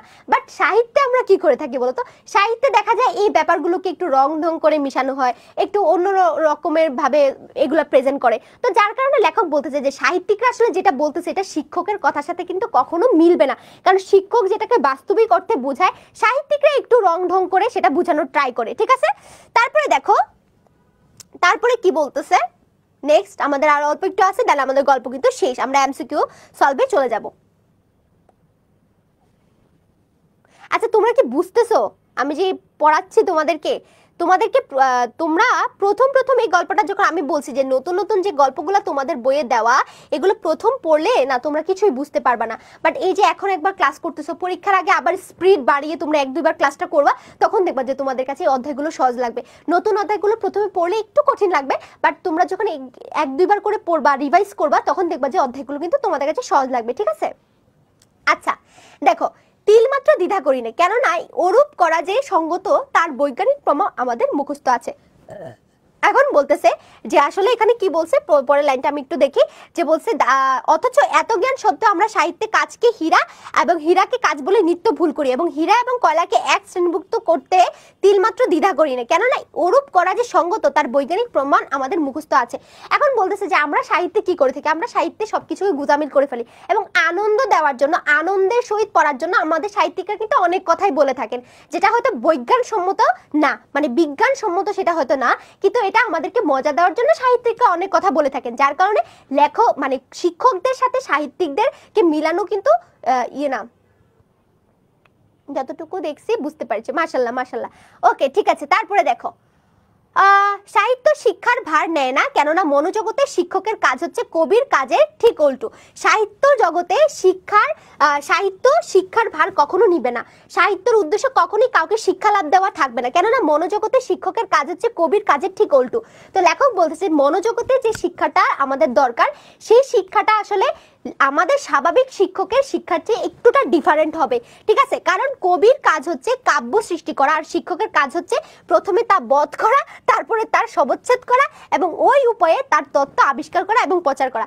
এখন একজন সাহিত্যিকের কাজ হচ্ছে কাব্যটা সৃষ্টি করে দিবে এবং সেটাকে আমরা ফিল নিয়ে পড়বো। আর একজন শিক্ষকের কাজ কি হয়, যেমন ধরো এই গল্পগুলো চাইলে তোমরা পড়তে পারতা, কিন্তু আমরা কি করি, আমরা তোমাদেরকে পড়ানোর আগে, আমি কিন্তু এই গল্পটা তোমাদেরকে পড়ানোর আগে 5 বার পড়ছি, বিশ্বাস করবা কিনা আমি জানি না, কারণ এই গল্পটা তোমাদেরকে পড়ানোর আগে আমি 5 বার পড়ছি, এবং আমি সেটাকে আরো অন্যান্য বই থেকে রেফারেন্স নিয়ে আসছি, যেই যে ওয়ার্ডগুলো আমার কাছে বোধগম্য নয় সেগুলোকে আমি অনলাইনে সার্চ করছি, যে এই লাইনের অর্থ কি বোঝাচ্ছে, ওই লাইনের অর্থ কি বোঝাচ্ছে, সেটা মানে এটাকে বলতেছে যে বধ করা। এই যে দেখো শিক্ষকরা কি করেন, কোনো একটা টপিককে সে প্রথমে বধ করে, হ্যাঁ বধ করা মানে হচ্ছে সেটা নিয়ে আমি একদম ভাজাপোড়া করে ফেলি, বধ করার পরে আমি কি করি বলো তো, বধ করার পর আমি কি করি, তারপরে তার সবচ্ছেদ করি। এই যে বধ করলাম, করার পরে এটা সবচ্ছেদ করলাম, সবচ্ছেদ মানে মাথাটা কাটলাম, অর্থাৎ পুরো গল্পটাকে আমি আত্মস্থ করলাম, আগে আমি নিজে শিখলাম, তারপরে কিন্তু আমি তোমাদেরকে কি বলছি, ওই উপায়ে তার সবচ্ছেদ করা এবং ওই উপায়ে তার তত্ত্ব আবিষ্কার করা এবং প্রচার করা। এবং এই যে গল্পটা, এই গল্পটা আমি নিজের মতো করে আগে বুঝে নিয়েছি, তারপর আমার শিক্ষার্থীরা কিভাবে বুঝবে সেই আলোকে কিন্তু আমি তোমাদেরকে সহজ করে বোঝানোর ট্রাই করতেছি। বইয়ের ভাষায় বললে কিন্তু তোমরা এই গল্পটা কিছুই বুঝতে পারতা না, বাট আমি যখন এটাকে আমার নিজের ভাষায় তোমাদের সাথে কথা বলতেছি তখন কিন্তু তোমাদের একটু বুঝতে সুবিধা হচ্ছে, তাই না। তারপরে দেখো, তো এই সব কারণে নির্ভয়ে বলা যেতে পারে যে কারো মনোরঞ্জন করাও সাহিত্যের কাজ নয়, কাউকে শিক্ষা দেওয়াও নয়, সাহিত্য ছেলের হাতের খেলনাও নয়, গুরুর হাতের বেতনা। তাহলে সাহিত্য কিনা, সাহিত্যের মেন উদ্দেশ্য কখনো মনোরঞ্জন করা থাকবে না, সাহিত্যের উদ্দেশ্য কাউকে শিক্ষা দেওয়া থাকবে না, সাহিত্যের উদ্দেশ্য কারোর হাতের খেলনাও হবে না, যে আমাকে যেমনে বলবে আমি সেমনি তোমাকে ক্রিয়েট করে দিব, এটাও যেন না হয়। বিচারের সাহায্যে এই মাত্রই প্রমাণ করা যায়। তো লেখক এতক্ষণ ধরে অনেক উদাহরণ দিয়েছেন, এতক্ষণ ধরে তিনি অনেক ব্যাখ্যা করেছেন, অনেক চিল্লাচিল্লি করেছেন, সাহিত্যের উদ্দেশ্য কি হওয়া উচিত, শিক্ষকের দায়িত্ব কি, সাহিত্যিকের দায়িত্ব কি, এত কিছু নিয়ে তিনি এতক্ষণ অনেক যুক্তি দিয়েছেন। এখন তিনি বিচার করতে বসছেন, যে এখন তোমরা আসলে বিচার করো, যে এখন বিচারের সাহায্যে এটা প্রমাণ করা যায়, তবে বস্তু যে কি তার জ্ঞান অনুভূতি সাপেক্ষ, তর্ক সাপেক্ষ নয়। সাহিত্য মানবাত্মা খেলা করে, তো তবে বস্তু যে কি তার জ্ঞান অনুভূতি সাপেক্ষ, তর্ক সাপেক্ষ নয়। যখন একটা বস্তু সম্পর্কে আমরা জ্ঞান লাভ করব, তো সেটা আসলে তর্কে জিতে কোনো লাভ নাই, সেটা আমাদেরকে আত্মস্থ করে নিতে হবে, অনুভূতিতে আমাদেরকে বুঝতে হবে। সাহিত্যে মানবতা খেলা করে এবং সেই খেলার আনন্দ উপভোগ করে। এই কথার অর্থ যদি স্পষ্ট না হয় তাহলে কোনো সুদীর্ঘ ব্যাখ্যার দ্বারা তাই স্পষ্টতা করা আমার অসাধ্য। এখন লেখক বলতেছে যে তোমরা যদি এই সাধারণ কথাটা, সাহিত্য মানবতা খেলা করে, সাহিত্যের মধ্যে মানুষের মন খেলা করে, এই সহজ কথাটা যদি তুমি বুঝতে না পারো, শুধু এরকম জিনিসই লেখেন কেন? আমি নিলয় প্রামাণিক, আমি নিজেও জানি না প্রমোদ চৌধুরীর কি সমস্যা, সে শুধু এইসব লেখে। এবং তোমরা বিশ্বাস করবা কিনা জানি না, গতকালকে আমি ক্লাস 7-এ পড়ালাম না, ক্লাস 8-এ মনে হয় পড়াইছি বই পড়া।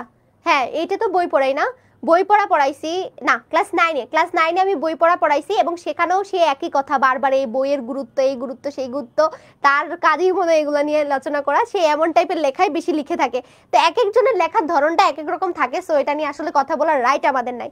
তো লেখক বলতেছে তোমরা যদি না বুঝো যে সাহিত্যে মানবতা খেলা করে, সাহিত্যে মানবতা খেলা করে এবং সে খেলার আনন্দ উপভোগ করে, এটা যদি তোমরা আসলে বিশ্বাস না করো, তোমাদেরকে এত ব্যাখ্যা দিয়ে আমার আর কোনো লাভ হবে না। এটা লেখক বলতেছে, এটা কিন্তু আমি বলতেছি না।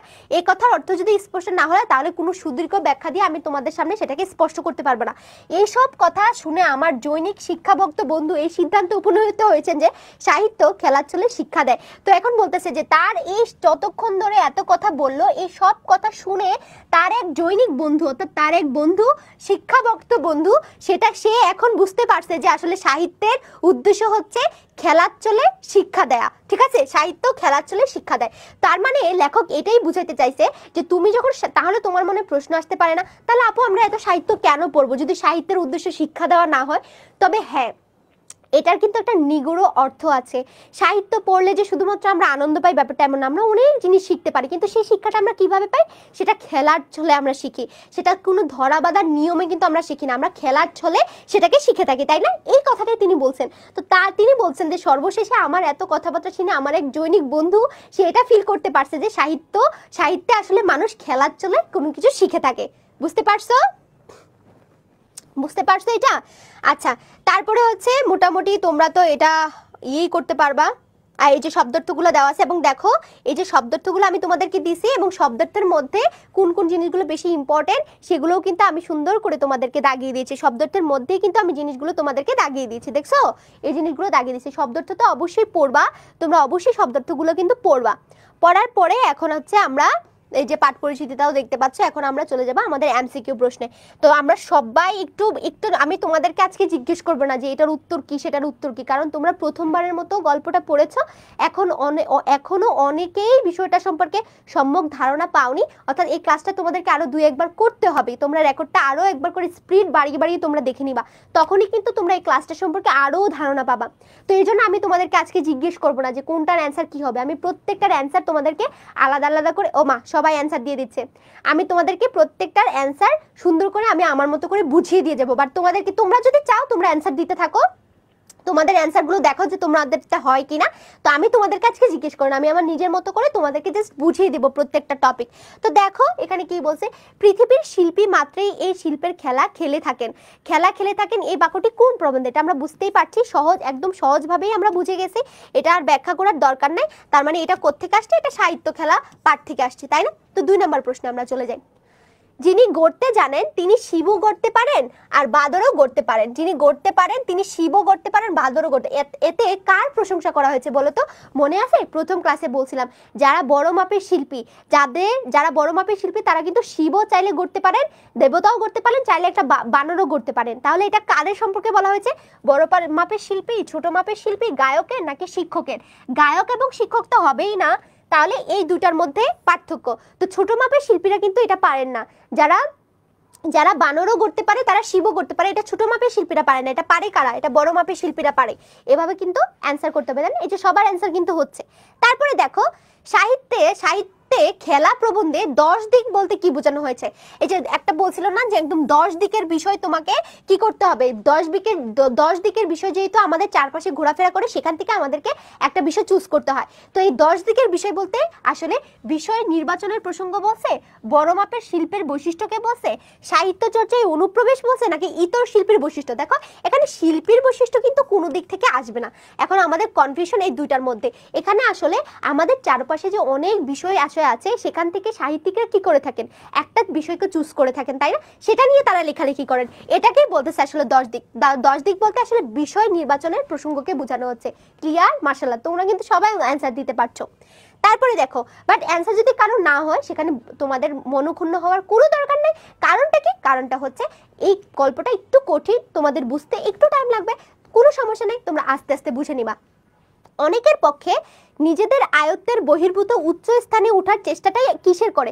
আমি তোমাদেরকে বলছিলাম যারা হচ্ছে আসলে নিজেদের মানে আকাঙ্ক্ষাটা অনেক বেশি করে, এটা দেখছে, এটা আমার নিজের লাইফ থেকে আসলে পাওয়া। তোমাদেরকে একটা সত্যি করে, তোমরা যেহেতু আমার পরিবারের মানুষের মতো, আমি হচ্ছে মানে আমার পজিশন থেকে অনেক উচ্চতে একটা জিনিস আকাঙ্ক্ষা করে ফেলেছিলাম, এটা হয়তো আমার ভুলবশত, তো সেটা আমার পতনের একটা কারণ ছিল। তো এটার জন্য কিন্তু আমি আমার লাইফে অনেক বড় একটা ধাক্কা খেয়েছিলাম।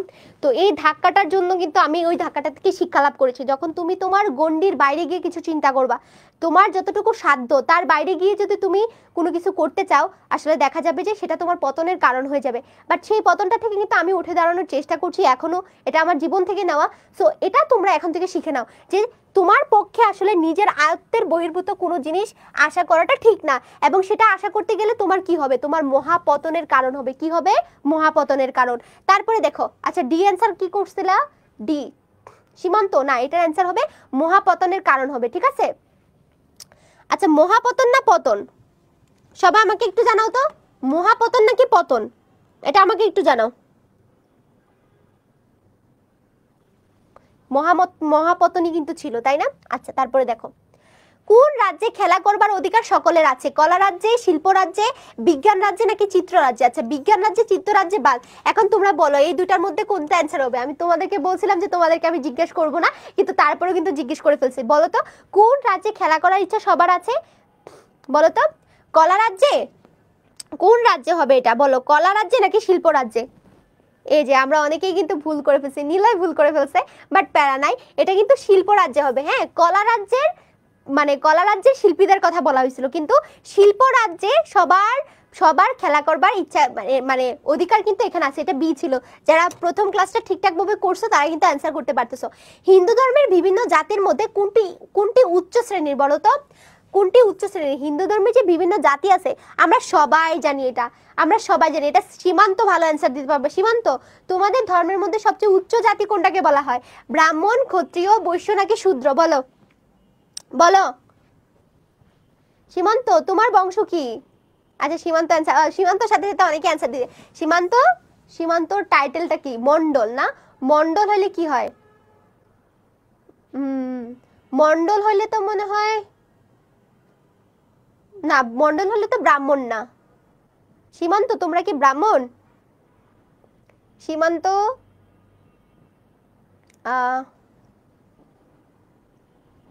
না, মন্ডল হলে তো মনে ব্রাহ্মণ হয় না। আচ্ছা যাই হোক আচ্ছা দেখো, তো হিন্দু ধর্মের বিভিন্ন জাতির মধ্যে উচ্চ শ্রেণীর যে জাতিটা আছে এটা হচ্ছে তোমাকে বলা হচ্ছে এখানে ব্রাহ্মণ। ঠিক আছে, আর শূদ্র, ক্ষত্রিয় এরা হচ্ছে নিচু জাতির। তারপর দেখো, সাহিত্যের খেলা প্রবন্ধ অনুসারে 10-এর হাততালির প্রত্যাশা রাখেন কারা? কারণ বলো তো, লেখকেরা, গায়কেরা, নর্তকীরা নাকি নায়কেরা? বলো তো, এটা কিন্তু আমি একদম শুরুর দিকে পড়াইছি তোমাদেরকে, তাই না? বলো, এটা তোমাদেরকে আমি পড়াইছি, এটা কিন্তু পড়াইছি। সাহিত্য খেলা প্রবন্ধ অনুসারে 10-এর হাততালির প্রত্যাশা রাখেন কারা? কারা রাখেন? সি হবে অ্যান্সার, সি।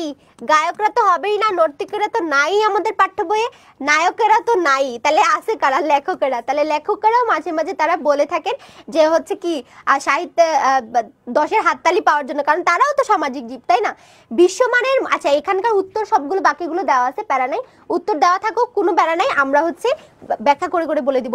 বিশ্ব মানবের মনের সঙ্গে নিত্য নতুন সম্বন্ধ পাতানো কার নৈত্য নৈমিত্তিক কর্ম? বলতো, শিক্ষক মনের, কবি মনের, ছাত্র মনের নাকি লেখক মনের? এটা কিন্তু একদম বইয়ের থেকে উঠে আসা।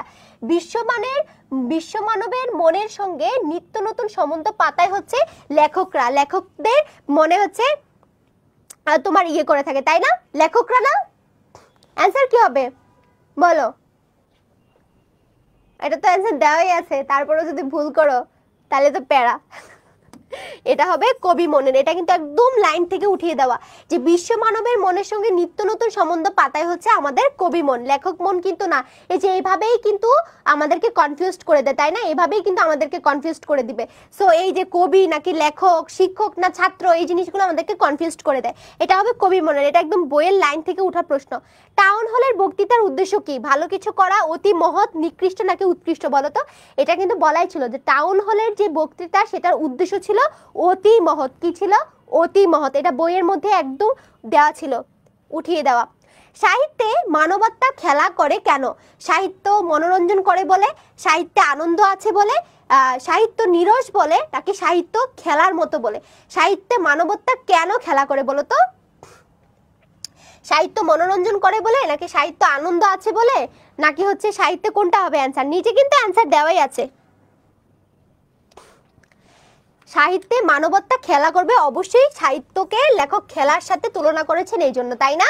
তাহলে অ্যান্সার হবে কি বলতো? অ্যান্সার হবে ঘ। তারপর দেখো, গীতের মর্মও বুঝেন না, গীতার ধর্মও বুঝেন না। কে বুঝেন না? যিনি লাভের আশায় যে লেখনী ধারণ করে সে, নাকি বিনা লাভে যে লেখনী ধারণ করে সে, অনর্থক যে লেখনী ধারণ করে সে, আনন্দের জন্য যে লেখনী ধারণ করে সে? তাহলে আমরা বইয়ে পড়েছিলাম যে লাভের আশায় যারা লেখনী ধারণ করে তারা আসলে গীতের মর্মও বুঝেন না, গীতার মর্মও বুঝেন না। তাহলে অ্যান্সার কি হবে? অ্যান্সার হবে কিন্তু ক। তারপরে দেখো আমরা চলে যাই আমাদের নেক্সট প্রশ্নে। কবির সৃষ্টিরও এই সৃষ্টি ও এই বিশ্ব সৃষ্টির অনুরূপ, এই কথা বলতে কি বোঝানো হয়েছে বলতো? যে কবির সৃষ্টি বিশ্ব সৃষ্টির অনুরূপ। কারণ হচ্ছে কি, বিশ্বটা ব্রহ্মা কি করেছেন? ব্রহ্মা বিশ্ব সৃষ্টি করেছেন, তাই না? তো তিনি কেন বিশ্ব সৃষ্টি করেছেন? তিনি লীলা খেলার জন্য বিশ্ব সৃষ্টি করেছেন। আর একজন লেখক কি করেন? একজন কবি কি করেন? এই কবি যখন কোনো কিছু সৃষ্টি করেন তিনিও কিন্তু খেলার ছলে একটা জিনিস রচনা করেন। তো তাহলে এই ব্রহ্মার বিশ্ব সৃষ্টি এবং কবির যে সৃষ্টি, এটা কিন্তু দুইটাই কি বলতো? এটার দুইটারই উদ্দেশ্য কিন্তু সম উদ্দেশ্য, অর্থাৎ একই রকম উদ্দেশ্য। এই উদ্দেশ্যটার জন্যই আসলে কি হয়ে থাকে, এই জন্য বলা হচ্ছে বিশ্বের সৃষ্টি এবং কবির সৃষ্টি সেম, তাই না? সম মানে হচ্ছে সেম আপু, সমমনা মানে হচ্ছে এই যে মানে একই উদ্দেশ্য, ঠিক আছে? আচ্ছা, তারপর দেখো, সাহিত্য খেলা প্রবন্ধ অনুসারে সাহিত্যের উদ্দেশ্য কি? আনন্দ দেওয়া, শিক্ষা দেওয়া, মনোরঞ্জন করা, নাকি আত্মপ্রকাশ করা? এটা জানি।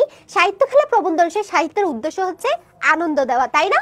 কি উত্তর হবে? আনন্দ দেওয়া। তারপরে দেখো, কাব্য জগতে যার নাম আনন্দ তারই নামে বেদনা। কেন? লেখক এবং পাঠকের সমন্বয়ের অভাবে, পাঠকের নির্বুদ্ধিতার জন্য, পাঠকের রুচি পরিবর্তনের জন্য, কাব্য জগতের সীমাবদ্ধতার জন্য। এটা কেন বলছে দেখো, কাব্য জগতে যার নাম আনন্দ তার নাম বেদনা। এটার একমাত্র কারণ হচ্ছে তোমার কাছে যেটা আনন্দ মনে হবে তোমার পাঠকের কাছে সেটা দুঃখ মনে হইতে পারে, ঠিক আছে? তো এটা হচ্ছে আসলে পাঠকদের রুচির উপর সেটা ডিপেন্ড করে, তাদের রুচি পরিবর্তনের উপর সেটা ডিপেন্ড করে। এই জন্য বলতেছে যে কাব্য জগতে যার নাম আনন্দ তার নামই হচ্ছে বেদনা, ঠিক আছে? আচ্ছা, কোনটি সুভাষিত উক্তি? সুভাষিত মানে কি? সুন্দর উক্তি আর কি। কানের ভিতর দিয়ে মর্মে পশা, পাথরে কয়লা হীরা সবর্ণ না হলেও সগুত্র, সাহিত্যের উদ্দেশ্য সকলকে আনন্দ দেওয়া, কারো মনোরঞ্জন করা নয়, মন উঁচুতে উঠতে চায় নিচুতে নামতে দেয়। এটা হচ্ছে সুভাষিত উক্তি, যেটা বইয়েই বলা ছিল। সুভাষিত উক্তি হচ্ছে আমাদের সাহিত্যের উদ্দেশ্য সকলকে আনন্দ দেওয়া, কারো মনোরঞ্জন করা না। এটা ছিল কি? একটা সুভাষিত উক্তি, সুন্দর উক্তি। ওকে, আচ্ছা, তারপরে দেখো, শিক্ষা কি? যা অনিচ্ছা সত্ত্বেও গলাধঃকরণ করা হয়, যা স্বেচ্ছায় গ্রহণ করা, যা মানুষের ভিতরে মানুষকে জাগিয়ে তোলে। শিক্ষা মানুষ আনন্দের সাথে গ্রহণ করে। শিক্ষাটা কি বলো তো? বলো, শিক্ষা কি? এটার অ্যান্সার তোমরা দাও, বলো। নিচে যে অ্যান্সারটা দেওয়া আছে এটা কি আদৌ ঠিক? তোমরা সবাই আমাকে জানাও।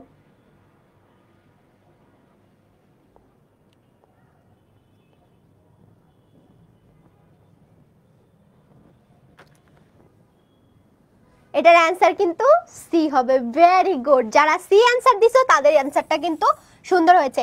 আর মানুষের ভিতরে মানুষকে জাগিয়ে তোলে কে বলো তো? জাগিয়ে তোলে কিন্তু সাহিত্য, তাই না? এটা হবে সাহিত্য। এটা কিন্তু আমি কিন্তু তোমাদেরকে এই প্রশ্নগুলো গাইড থেকে দিয়েছি, সো গাইডেও দেখছো অনেক সময় ভুল অ্যান্সার থাকে। এটা কিন্তু হবে শিক্ষা হচ্ছে তোমার কি হবে বলো তো, এটা কিন্তু হবে মানুষের ভিতরে মানুষকে জাগিয়ে তোলা, এটা হবে? এটা তো হবে না। মানুষের মধ্যে মানুষকে জাগিয়ে তোলে কোনটা? এ হবে। শিক্ষা হচ্ছে এখানে বলাই ছিল, হ্যাঁ এই গল্পটা তোমরা ভুলে গেলা। দেখো গলাই একদম বলাই ছিল, সুন্দরভাবে বলা ছিল। দাঁড়াও আমি তোমাদেরকে দেখাচ্ছি।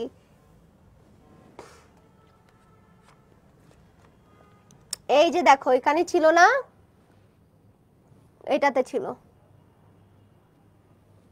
এটাতেই তো ছিল, দেখো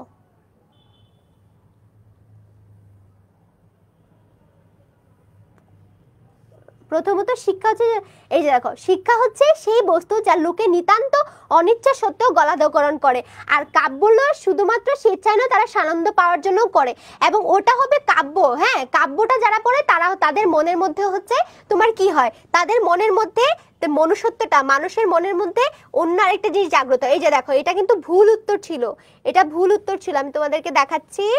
এই যে দেখো এটা কিন্তু ভুল, এটা মানুষের ভিতরে মানুষকে জাগিয়ে তোলে সাহিত্য, আর শিক্ষা হচ্ছে যা অনিচ্ছা সত্ত্বেও আমরা গলাধকরণ করতে বাধ্য হই, এটা হবে অ্যান্সার। ঠিক আছে, ওকে।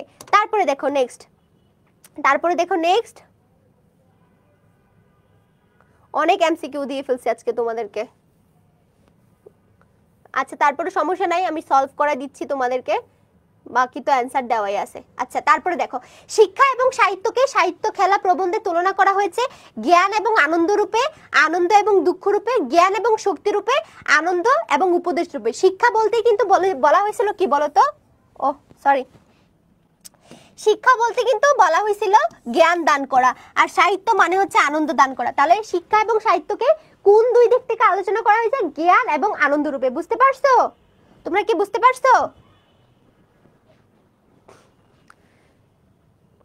তারপরে দেখো সাহিত্যের উদ্দেশ্য কি? সাহিত্যের উদ্দেশ্য হচ্ছে আনন্দ দান করা, মনকে ভাবিয়ে তোলা, কল্পনার জগৎকে প্রবেশ করানো, নাকি বেদনায় মর্মত হওয়া। সাহিত্যের উদ্দেশ্য হচ্ছে মানুষকে আনন্দ দান করা।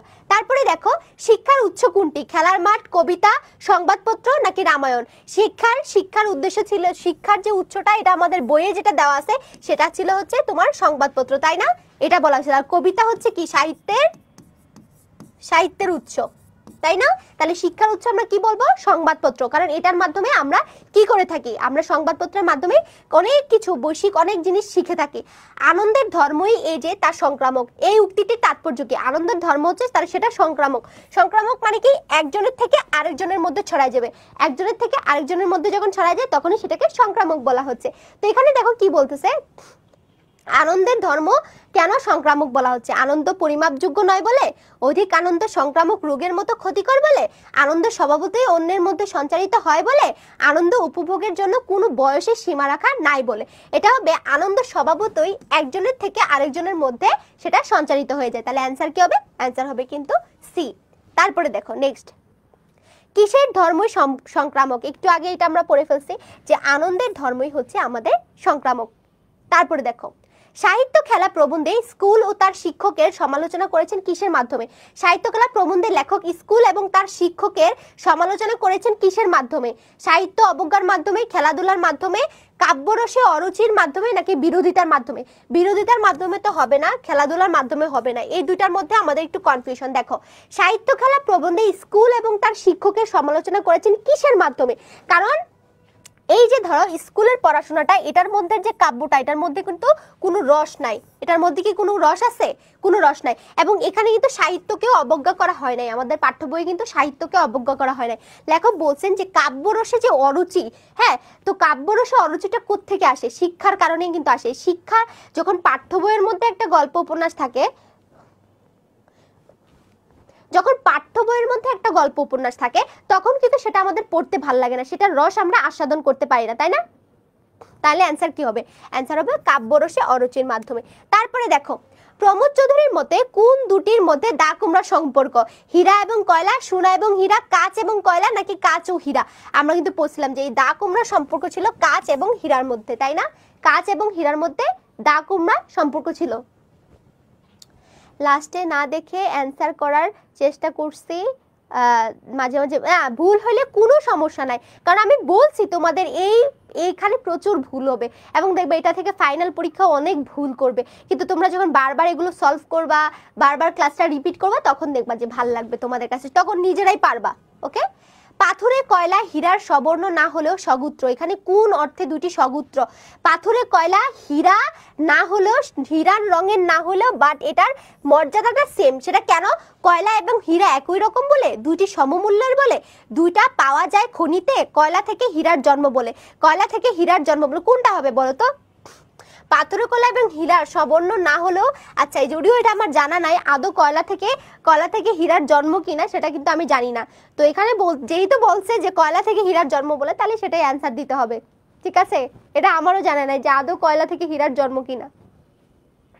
আচ্ছা, তারপরে দেখো, সাহিত্য খেলার ছলে শিক্ষা দেয়, উক্তিটির তাৎপর্য হলো আনন্দের সঙ্গে শিক্ষা গ্রহণ। এটা আমরা বুঝতেই পারতেছি, খেলতে খেলতে শিক্ষা গ্রহণ, শিক্ষার সঙ্গে খেলা করা, খেলার ছলনায় শিক্ষা গ্রহণ। আমরা জানি আনন্দের সঙ্গে সঙ্গে আমরা সবসময় শিক্ষা গ্রহণ করি, এই জন্য সাহিত্য খেলার ছলে শিক্ষা দিয়ে থাকে। ঠিক আছে, আচ্ছা তারপরে দেখো, নরকের দুয়ার কার শ্রেষ্ঠ কীর্তি? নরকের দুয়ার,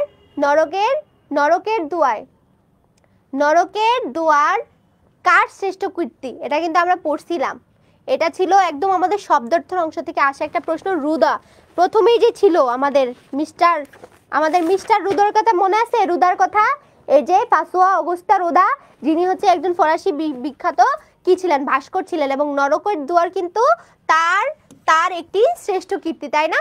আচ্ছা, তারপরে দেখো, ইতর শিল্পীদের সঙ্গে কলারাজ্যের মহাপুরুষ বা বড় বড় শিল্পীদের পার্থক্য কোথায়?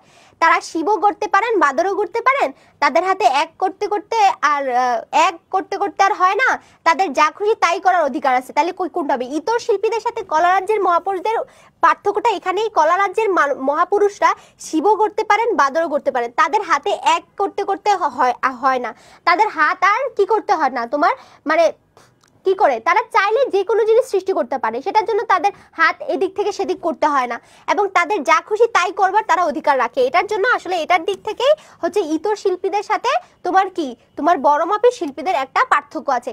সাহিত্য খেলা প্রবন্ধ অনুসারে দর্শক এবং শ্রোতা মণ্ডলের নয়ন মন আকর্ষণ করতে হলে কোথায় আমরা চড়ি? রঙ্গমঞ্চে চড়ে অভিনয় করতে হয়, কাষ্ঠমঞ্চে দাঁড়িয়ে বক্তৃতা দিতে হয়, বেদিতে বসে উপদেশ দিতে হয়, তিনটাই হবে, তাই না? এটা কিন্তু দেওয়া ছিল, রঙ্গমঞ্চে বসে অভিনয় করতে হয়, কাষ্ঠমঞ্চে দাঁড়িয়ে বক্তৃতা দিতে হয়, বেদিতে বসে উপদেশ দিতে হয়, নাহলে আমরা মানুষের কথা শুনতে চাই না। এটা কিন্তু আমাদের পাঠ্য বইয়ে দেওয়াই আছে। তাহলে অ্যান্সার হবে তিনটা। সাহিত্যের উদ্দেশ্য বলতে প্রমোদ চৌধুরীর অভিমত হলো আনন্দ দান করা, মনোরঞ্জন করা, শিক্ষা দান করা নয়। তাহলে কোনটা হবে? অ্যান্সার বলো। সাহিত্যের উদ্দেশ্য বলতে প্রমোদ চৌধুরীর অভিমত হলো আনন্দ দান করা, ঠিক আছে, মনোরঞ্জন করা নয়, এটাও ঠিক আছে, শিক্ষা দান করা নয়, এটাও ঠিক আছে। তাহলে অ্যান্সার হবে 1 2 3। তাড়াতাড়ি অপশন পড়লে কিন্তু এখানে অনেকেই ভুল করবে, অনেকে মনোরঞ্জন করা ভেবেই এটাকে না করে দিবে, শিক্ষা দান করা নয় দেখেই এটাকে অনেকে না করে দিতে পারে। এটা ভালো করে অপশন পড়তে হবে। ওকে, তারপরে দেখো, সাম্যবাদে বিশ্বাসী গদ্য লেখক অসিত রায় ভাবলেন ধর্মতত্ত্বকে এবার তার সাহিত্যের মাধ্যমে প্রকাশ করবেন, আর তা করতে গিয়ে তার সাহিত্য স্বধর্মচ্যুত হলো। আচ্ছা, নিচের কোন বাক্যের সাথে উদ্দীপকের মিল রয়েছে? তার সাহিত্যটা, সে যখন তার সাহিত্যের মধ্যে একটা ধর্মের বিষয় নিয়ে আসলো, তখন এটা স্বধর্মের মানে ধর্মতত্ত্বটাকে যখন নিয়ে আসলো, তখন সাহিত্যের যে মেন ধর্মটা সেটা কিন্তু নষ্ট হয়ে গেল। তাহলে এটা আমাদের পাঠ্য বইয়ের কোন লাইনের সাথে মিল আছে আমরা একটু দেখবো। সাহিত্য ছেলের হাতের খেলনাও না, সাহিত্য গুরুর হাতের বেতনা, সাহিত্য খেলার ছলে শিক্ষা দেয়, উদ্দেশ্য প্রণোদিত সাহিত্য নয়। তাহলে এটার সাথে আমরা মিল দেখতে পারি যে উদ্দেশ্য প্রণোদিত, এই যে সে যে ধর্মতত্ত্বটাকে ইনক্লুড করতে চাইছে, এটা কিন্তু তার উদ্দেশ্য ছিল। তো উদ্দেশ্য প্রণোদিত ভাবে যখন আমরা কোনো কিছু সাহিত্য রচনা করতে যাব, তখন সেটা স্বধর্মচ্যুত হবে। তাহলে উদ্দেশ্য প্রণোদিত সাহিত্য নয়। তারপরে দেখো, উদ্দীপকের আলোকে সাহিত্য খেলা প্রবন্ধ থেকে এটা বোঝা যায় যে সাহিত্যের মাধ্যমে কোনো খেলা করা উচিত নয়, কোনো উদ্দেশ্য সাধনের চেষ্টা করা উচিত নয়, কোনো আনন্দ দান করা উচিত নয়। তাহলে অ্যান্সার কি হবে বলো তো? উদ্দীপকের আলোকে সাহিত্য খেলা প্রবন্ধ থেকে কোনটা বোঝা যায়? আমরা জাস্ট এটাই বুঝতে পারি কোনো উদ্দেশ্য সাধনের জন্য সাহিত্য রচনা করাটা উচিত নয়, কিন্তু খেলা করা আমাদের উচিত, সাহিত্য নিয়ে খেলা করাটা আমাদের উচিত, এবং কোনো আনন্দ দান করাটাও আমাদের উচিত। তাহলে এই দুইটা হচ্ছে সঠিক হবে, আর এটা হবে হচ্ছে তোমার 9। তাহলে অ্যান্সার হবে শুধুমাত্র 2। বুঝতে পারছো? এটা কি বুঝতে পারছো তোমরা? বলো, আমাকে জানাও। আর একটা আছে, আর একটা জাস্ট আছে, তারপরে শেষ, তারপরে শেষ। এটা তোমরা, হ্যাঁ সাহিত্য খেলাটা আরো একবার না আরো 2বার পড়া লাগবে। পড়বা, টেস্টের আগে একবার পড়বা, তারপরে হচ্ছে সেকেন্ড ইয়ারে উঠে আবার পড়বা। কেন পড়বা না, আরো পড়বা, বেশি বেশি পড়বা, তাইলে দেখবা একদম মুখস্থ হয়ে যাবে। তুমি তারপরে পড়াইতে পারবা তোমার ফ্রেন্ডদেরকে। শিক্ষক ক্লাসে পড়াতে এসে বলেন সাহিত্য ভাব এবং আনন্দের ব্যাপার, শিক্ষা জ্ঞানের ব্যাপার। যিনি সাহিত্য থেকে নগদ লাভ চান তার কাছে সাহিত্যের মূল্য নেই। আচ্ছা, যিনি সাহিত্য থেকে নগদ লাভ চান তার কাছে সাহিত্যের মূল্য নাই। সাহিত্য খেলা প্রবন্ধে উক্তিটি কি সমর্থন মিলে, কোন দিক থেকে মিলে? তিনি শিক্ষা ও সাহিত্যকে একই ব্যাপার মনে করেন। তার মতে শিক্ষা ও সাহিত্য নগদ লাভ আছে। তিনি গীতের অর্থ গীতার ধর্ম বুঝেন না। এটার সাথে শুধুমাত্র মিল আছে। দেখো, তিনি শিক্ষা এবং সাহিত্যকে একই ব্যাপার মনে করেন, এটা কিন্তু উদ্দীপকের সাথে, এই লাইনটা আমাদের বইয়েই নাই, তাহলে বইয়ের সাথে তো এটার মিল পাইলাম না। তার মতে শিক্ষা এবং সাহিত্য নগদ লাভ আছে না, শিক্ষা এবং সাহিত্যে আমরা নগদ লাভ পাই না, আমরা সাহিত্যে নগদ লাভ পাই না, যদিও শিক্ষায় পাই। তাহলে এটাও হবে না, হবে হচ্ছে তিনি গীতের অর্থ বুঝেন না। যারা হচ্ছে কি করে টাকার জন্য যারা সাহিত্য রচনা করে তারা গীতের অর্থ বুঝেন না, গীতার ধর্মও বুঝেন না। তাহলে অ্যান্সার কি হবে? অ্যান্সার শুধু হবে 3, এটার সাথে মিল আছে। অ্যান্ড দ্য লাস্ট কোশ্চেন, সাহিত্যকলা প্রবন্ধ অনুসারে নিচের কোনটি উদ্দীপককে সমর্থন করে? সাহিত্য হচ্ছে আনন্দের ব্যাপার, সাহিত্য হচ্ছে জ্ঞানের ব্যাপার, সাহিত্য হচ্ছে শিক্ষার ব্যাপার, সাহিত্য হচ্ছে নগদ লাভের ব্যাপার। 3টাই ভুল। তাহলে অ্যান্সার কি হবে? অ্যান্সার হবে একটা। বুঝতে পারছো? এখন বলো, এই অধ্যায় থেকে যদি প্রশ্ন আসে তার মানে তোমরা সিকিউ থেকে কিভাবে প্রশ্ন আসবে তোমরা বুঝতেই পারতেছো। যে হয়তো এখানে বলা থাকবে যে শিক্ষক এবং সাহিত্যিকের মধ্যে একটা দ্বন্দ্ব দিয়ে দিবে উদ্দীপকে, অথবা দেখা যেতে পারে যে শিক্ষার উদ্দেশ্যগুলো কি, সাহিত্যের উদ্দেশ্যগুলো কি, সেটার সাথে একটা মিল নিয়ে উদ্দীপক দিয়ে দিতে পারে। তারপর একজন সাহিত্যিকের উদ্দেশ্যটা কি থাকা উচিত, এবং তোমার সাহিত্যকে কেন খেলার সাথে তুলনা করা হচ্ছে, এই ব্যাপারগুলো তো তোমার জানা আছে। সেখান থেকেই কিন্তু পরীক্ষায় সিকিউ প্রশ্ন দিয়ে দিবে, সেগুলো তোমরা অ্যান্সার করতে পারবা, ভয় পাওয়ার কিছু নাই। আর জ্ঞানমূলক যে আনসারটার কথা যে বলছিলা যে আপু আমাদের জ্ঞানমূলক আনসারটা গগহতে কিভাবে দিব, জাস্ট এক লাইনে অ্যান্সার করবা। যদি বলা হয় যে উদ্দীপকের সাথে তোমার পাঠ্য বইয়ের সাহিত্যকলা গল্পের কোন দিকের মিল আছে, জাস্ট কোন দিকটার মিল আছে, এটার অ্যান্সারটা যখন এক লাইনে লিখবা সেটাই হবে তোমার জ্ঞানমূলক অ্যান্সার। এটা ইজিলি দিতে পারবা। ওকে? আর এটা যখন তুমি বোর্ডের প্রশ্নগুলো যখন বারবার সলভ করতে থাকবা তখন দেখা যাবে, বোর্ডের প্রশ্নগুলো যখন তুমি বারবার সলভ করতে থাকবা তখন কিন্তু দেখা যাবে যে তুমি কি করতেছো, অ্যান্সার করতে পারতেছো। ওকে? বুঝতে পারছো? তার মানে এই অধ্যায় নিয়ে আর কারো কোনো প্রবলেম হবে না ইনশাল্লাহ। ঠিক আছে? আর প্রবলেম হওয়ার কথাও না। এবং এই অধ্যায়টা যে একবার পড়ে তোমরা পেরে যাবা আমি সেটাও কিন্তু গ্যারান্টি দিব না, বিকজ একবার পড়ে এই অধ্যায়টা আয়ত্ত করা, আমার নিজেই তোমাদেরকে পড়াতে যদি আমার 5বার পড়া লাগে, তার মানে তোমরা তো আমার স্টুডেন্ট, তোমার টিচারের যদি তোমাদেরকে পড়াতে গিয়ে 5বার পড়া লাগে তাহলে তোমার কয়বার পড়তে হবে? 10বার পড়তে হবে, তাই না? কমন কথা, সহজ কথা। তাহলে এটা তোমাকে মাথায় রাখতে হবে যে একবার পড়ে এই গল্পটা আমি কখনোই আয়ত্ত করতে পারবো না, এটা আমাকে শিখতে হলে আরো কয়েকবার পড়তে হবে, ক্লাসটা আরো কয়েকবার করতে হবে। ঠিক আছে? আগে হ্যাঁ, আমাদের অধ্যায়গুলো শেষ হোক, তারপর আমরা জাস্ট এক্সাম নিব, শুধু এক্সাম নিব এন্ড তোমাদের হচ্ছে সলভিং ক্লাস নিব। তখন তোমাদের সৃজনশীল সলভিং এর ক্লাস নিব, তারপর হচ্ছে তোমাদের ব্যাকরণ সলভিং এর ক্লাস নিব। তখন শুধু সলভিং ক্লাস চলবে আর মেগা এক্সাম চলবে। ওকে? আচ্ছা আপু এখনো পড়ি নাই, তাও দেখি মোটামুটি হচ্ছে। হ্যাঁ মাশাআল্লাহ সীমান্ত, আরো হবে আরো হবে। যারা পড়বা তখন তো পড়লে তো একদম প্রো হয়ে যাবা, এখন না পড়েই এত হচ্ছে, তাহলে পড়লে তো আরো প্রো হয়ে যাবা। ঠিক আছে? আর কালকে ক্লাস হবে কিনা তোমাদেরকে আমি নোটিশ দিয়ে, এই সপ্তাহের রুটিনটা হচ্ছে আমি ফিক্স করতেছি না, যখন আমি সুযোগ পাবো তখনই তোমাদের ক্লাস নিয়ে নিব। শিডিউলটা আমি মেনটেন করব না, যখন সুযোগ আসবে তখন নোটিশ দিয়ে আমি তোমাদের ক্লাস নিয়ে দিব। বাট তোমাদের এই সপ্তাহে আমি টানা ক্লাস নেওয়ার চেষ্টা করবো ইনশাল্লাহ। বাট শরীরের উপর তো অনেক প্রেশার পড়ে, ছোট একটা মানুষ এখনো এই বয়সে, আসলে আমি ডাক্তার দেখিয়েছিলাম, আমার ডাক্তার আমাকে বলছে যে আপনি এত ছোট একটা মানুষ, এত প্রেশার যে নেন এই জন্য আপনার শরীরের এই অবস্থা হয়ে যাচ্ছে। তো ওই প্রেশারটা আসলে অনেক সময় আমি লোডে নিতে পারি না, তো এই জন্য তোমাদের ক্লাস ক্যান্সেল করা লাগে মাঝে মাঝে। তোমরা মন খারাপ করো না কেউ, এটার জন্য আপুকে বরদোয়া দিও না, তাহলে আপু অনেক কষ্ট পাবো। তো তোমরা সবসময় দোয়া করবে যেন আপু সুস্থ থাকে এবং তোমাদের ক্লাসগুলো নিয়ে তোমাদের সিলেবাসটা তাড়াতাড়ি শেষ করে দিতে পারি। ওকে? আচ্ছা সবাই ভালো থাকো, সুস্থ থাকো। গুড নাইট এভরিবডি, সবাইকে আসসালামু আলাইকুম। ওকে, টাটা।